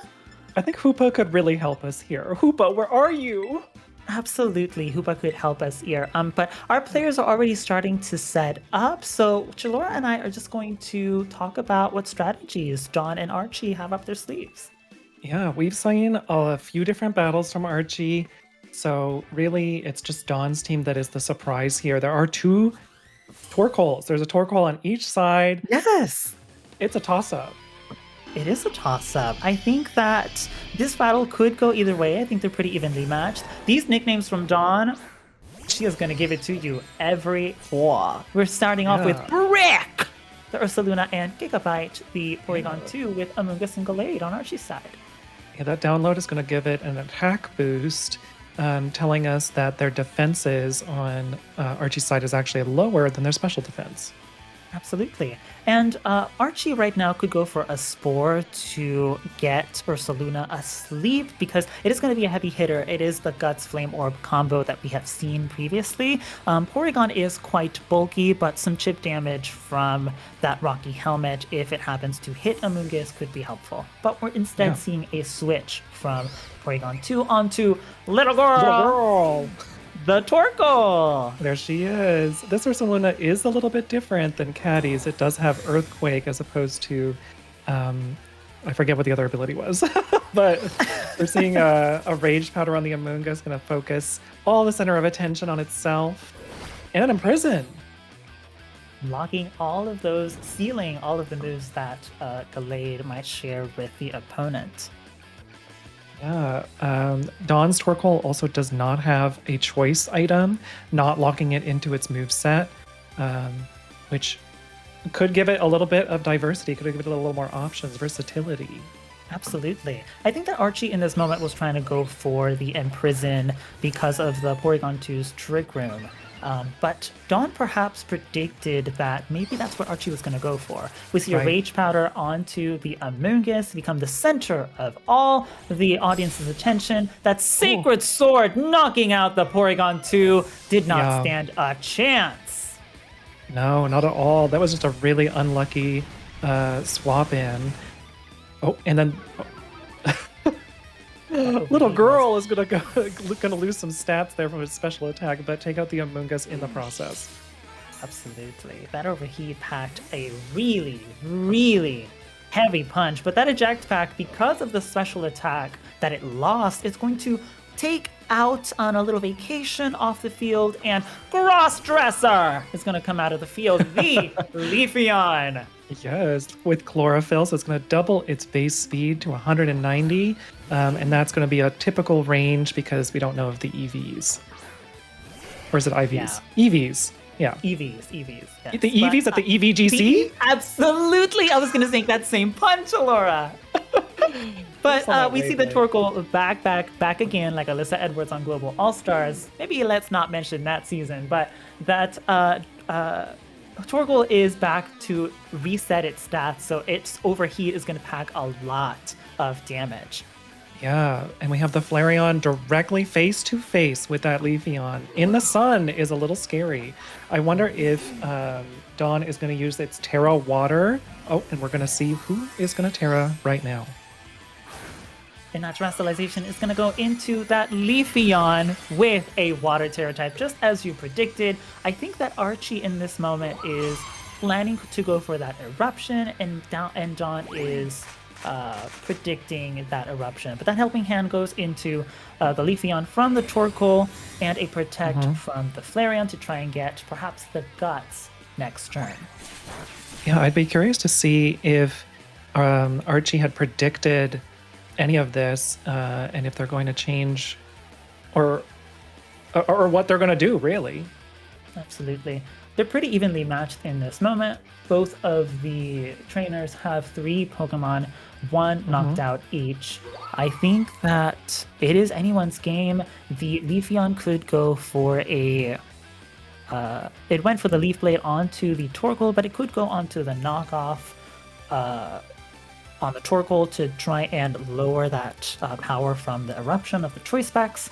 But like I said earlier, it could go into... Archie could Terastallize that Flareon for that Guts. I think that was the strategy with the Protect that he was going for earlier. Yeah, I'm not really seeing a reason to Terastallize anything else, so I think it could be a very good idea. There's that Ursaluna coming in with the burn already afflicted, so that Guts is already activated. We're seeing a battle of the most gutsy trainer, because that Terastallization into normal means we are getting a Flame Orb, Divas, and that means that Quick Attack is gonna pack a punch. a little bit over a third of Leafeon's health down, Right. and that Terra Blast going onto the Flareon. So that normal Terastallization was a good prediction from Archie's. Yeah. Thankfully, Flareon is more special defensive, but I think Terra Blast changes its physical or special typing depending on what is higher. So, and Leafeon's gone. I was looking at my pages. No, you're fine. That Leafeon is gone because of the Solar Beam that Torkoal packed in its skill set. And now it is stuck in Solar Beam with Yes. that Sunny Day. So Ursaluna is looking a little fearful of that Grass-type move. Not going to be so effective on the Torkoal, but definitely effective on that Ursaluna. And there is no more Terra on Dawn or Archie's side to make them safe or to do extra damage. Right. Mine, of course, the Terastallization is the still alive on one. Yeah. Archie. But to clarify, but we see a Facade coming in from the Flareon to the Ursaluna, knocking it down. Right Oh, out. what a great play from Archie.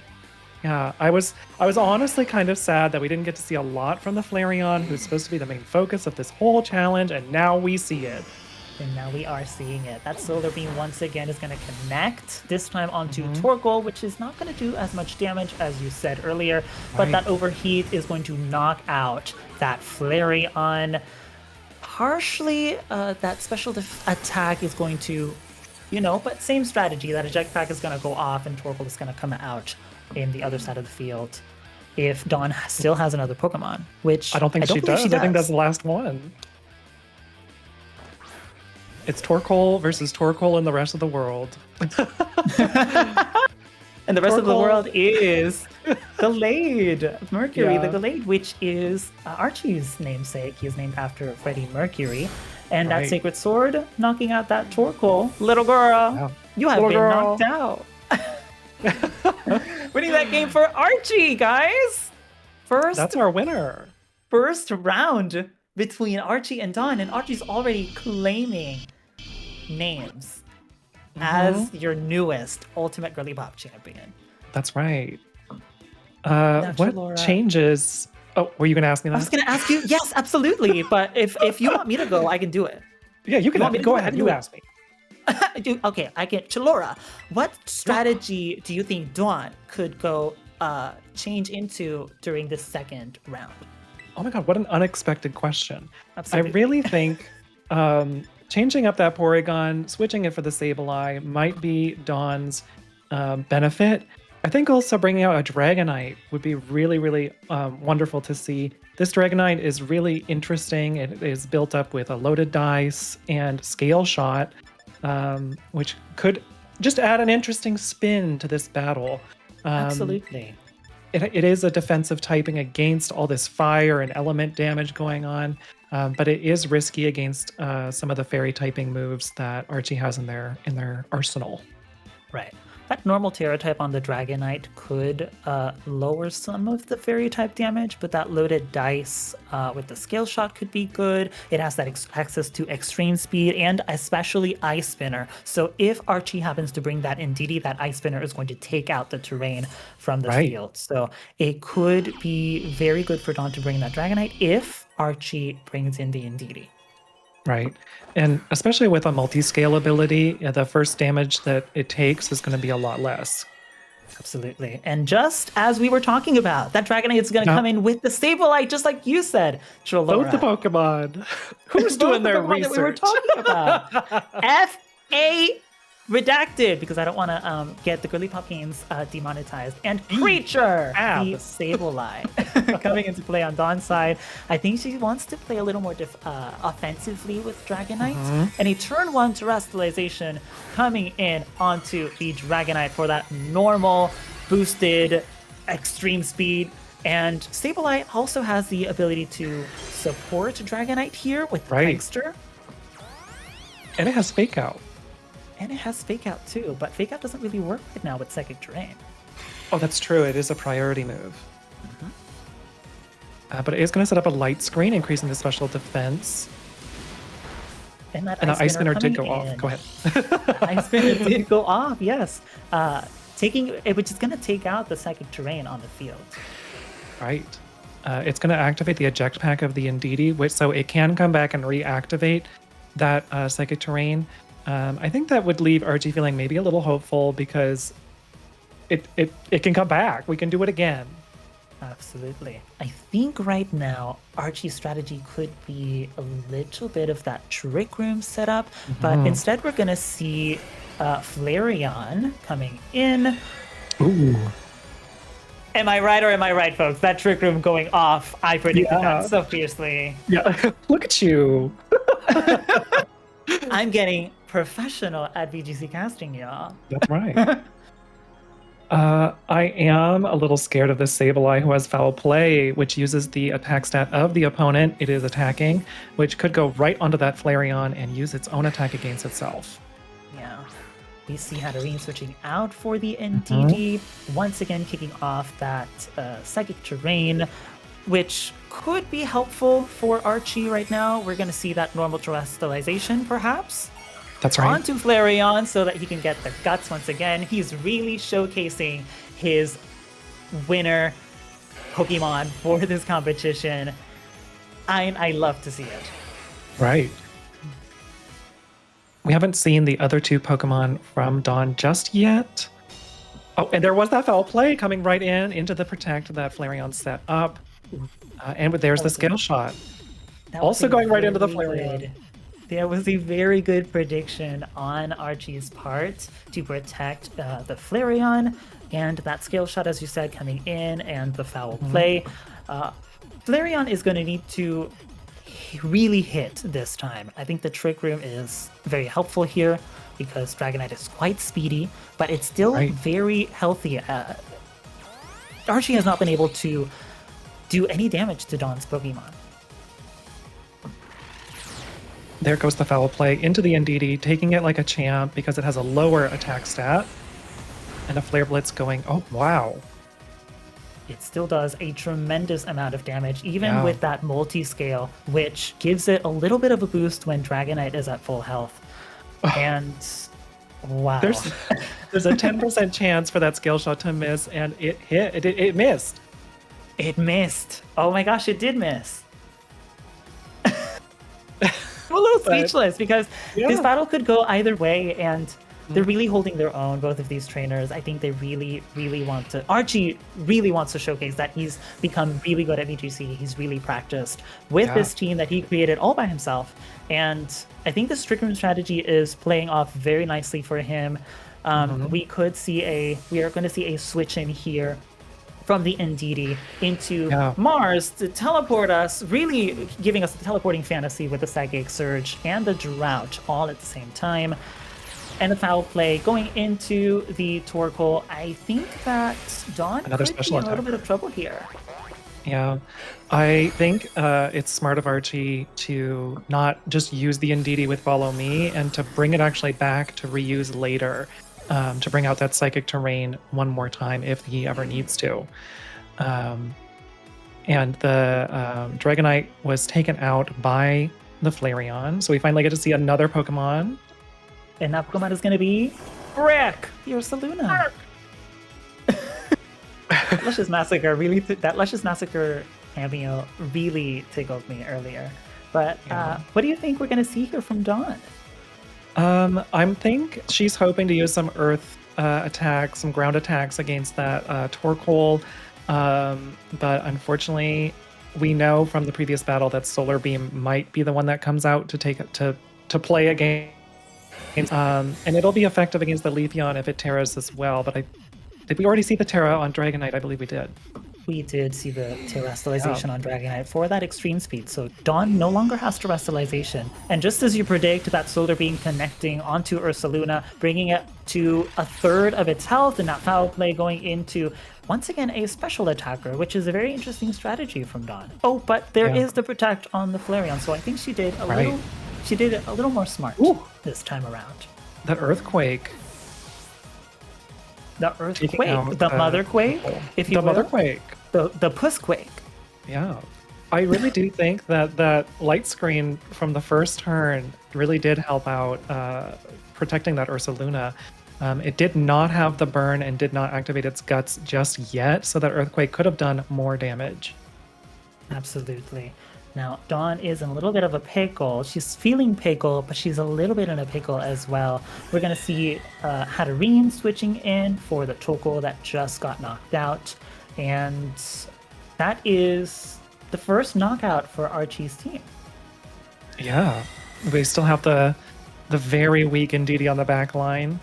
We're seeing a Facade. Oh, maybe on both sides we'll see a Facade. There they are. We do see a Facade on both sides, and that connects onto the Ursa Luna, which is going to knock it out.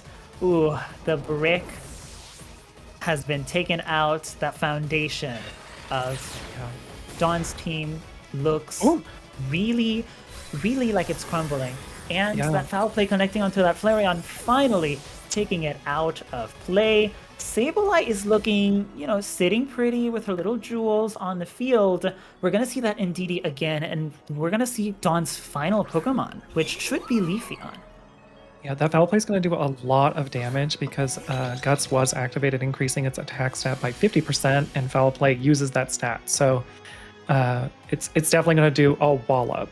We're getting that reactivated Psychic Surge from the Ndidi that was sitting on the back line, which thankfully Archie had withdrawn earlier and didn't use as fodder. Right. And the Ndidi is going to use the Follow Me this time, with the Hatterene could potentially use not necessarily Expanding Force, because the Sableye is immune to it, but that Leaf Blade is going to knock out Ndidi, which leaves Hatterene all by her lonesome. That foul play is threatening her a little bit. I think thanks to that Fairy typing along with the Psychic typing, it's going to do a neutral amount of damage. The Trick Room is going to go up, allowing her to be fastest on this field because the Chlorophyll on Leafeon allows her to be 50% faster. And the Trick Room flips that, right? So she's going to be 50% slower. Of course. And that Hatterene has access to Dazzling Gleam, so Sableye is looking very threatened as well. We see the Protect on the Leafeon and a Light Screen, because John knows that Hatterene, being the only player on the field, is a special attacker. That Dazzling Gleam is going to connect onto the Sableye, knocking it down. Oof. And it is Hatterene versus Leafeon. A critical hit. One-on-one. And a critical hit. I don't think it really mattered because Sableye is very weak to Fairy, but that Light Screen, you never know. You never know, because that Light Screen Light Screen. What do you But think, you'll see it's this 1v1. I have a little bit of hope for Leafeon, but because of the Trick Room, I'm just not sure. I think Leafeon is strong enough. It could maybe one-hit KO, but with the Psychic typing and the Psychic terrain, it's gonna do a lot. It is gonna do a lot, and just enough to knock out that Leafeon, winning the game. For Archie Merck, your ultimate Girly Pop Trainer, besting the ultimate Girly Pop Trainer from DPC Summertime Queerness. Archie, congratulations to you. Chalara, do you have any final words for our supreme Ultimate Pop? I cannot speak right now. I'm too excited. Well, I have to say, trans rights are human rights. And it's been an honest honor and pleasure to be working alongside you, as well as Dawn and Shiny. Absolutely. And thank you for being such a prepared diva. You took so many notes for us. And congratulations again to Archie for winning this battle. And we're going to kick it off to Miss Dawn Stone and Shiny Stone to close it out for the event. Thank you so much, everyone, for joining us for the Girly Pop Cup EeeveeGC Extravaganza.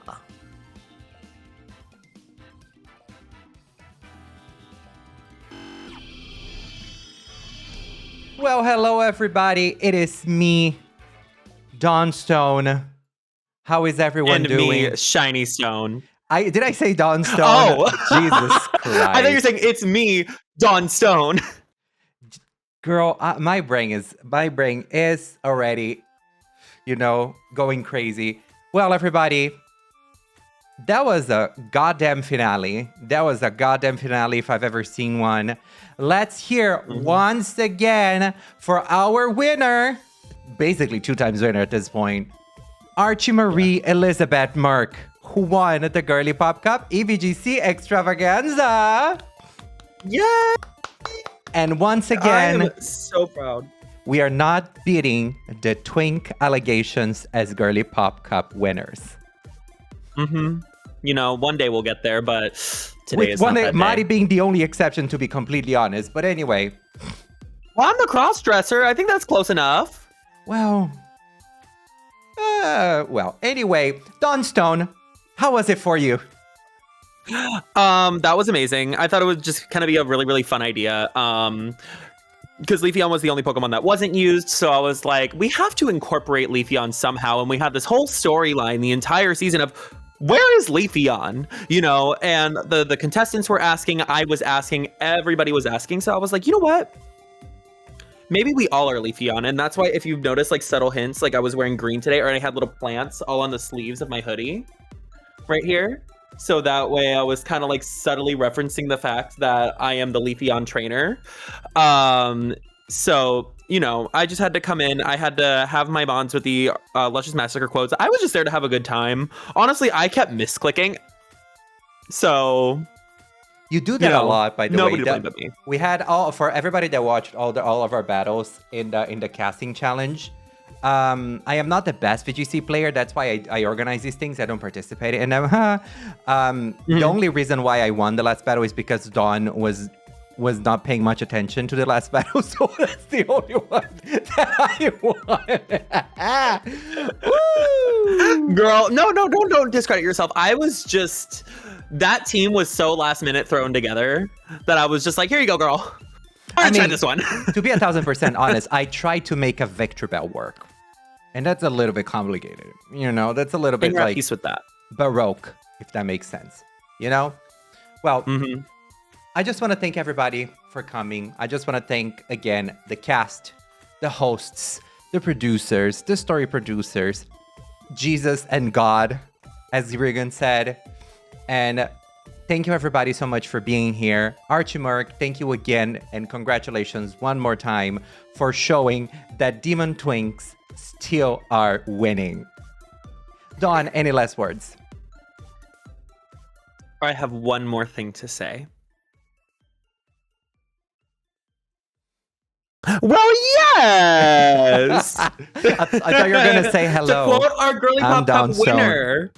I was going to say something else, but then I remembered we were on Twitch. So, well, everyone, thank you so much for being here. Thank you for taking the time. Thank you for enjoying this finale. I hope it was fun for all of y'all as much as it was for us.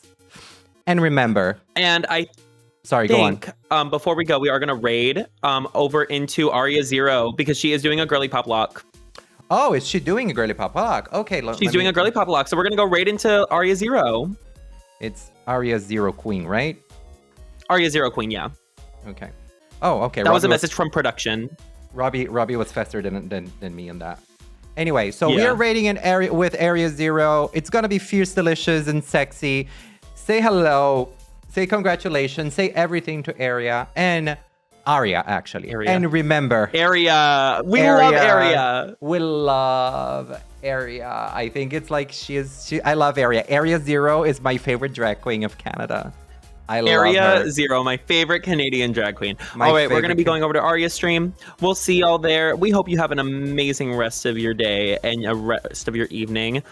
The expedition is over. The expedition is over. And remember, the expedition is over. Sometimes it's not a digestive issue. You're just ran through. Thank you everybody so much. Have a great raid. Bye. Bye.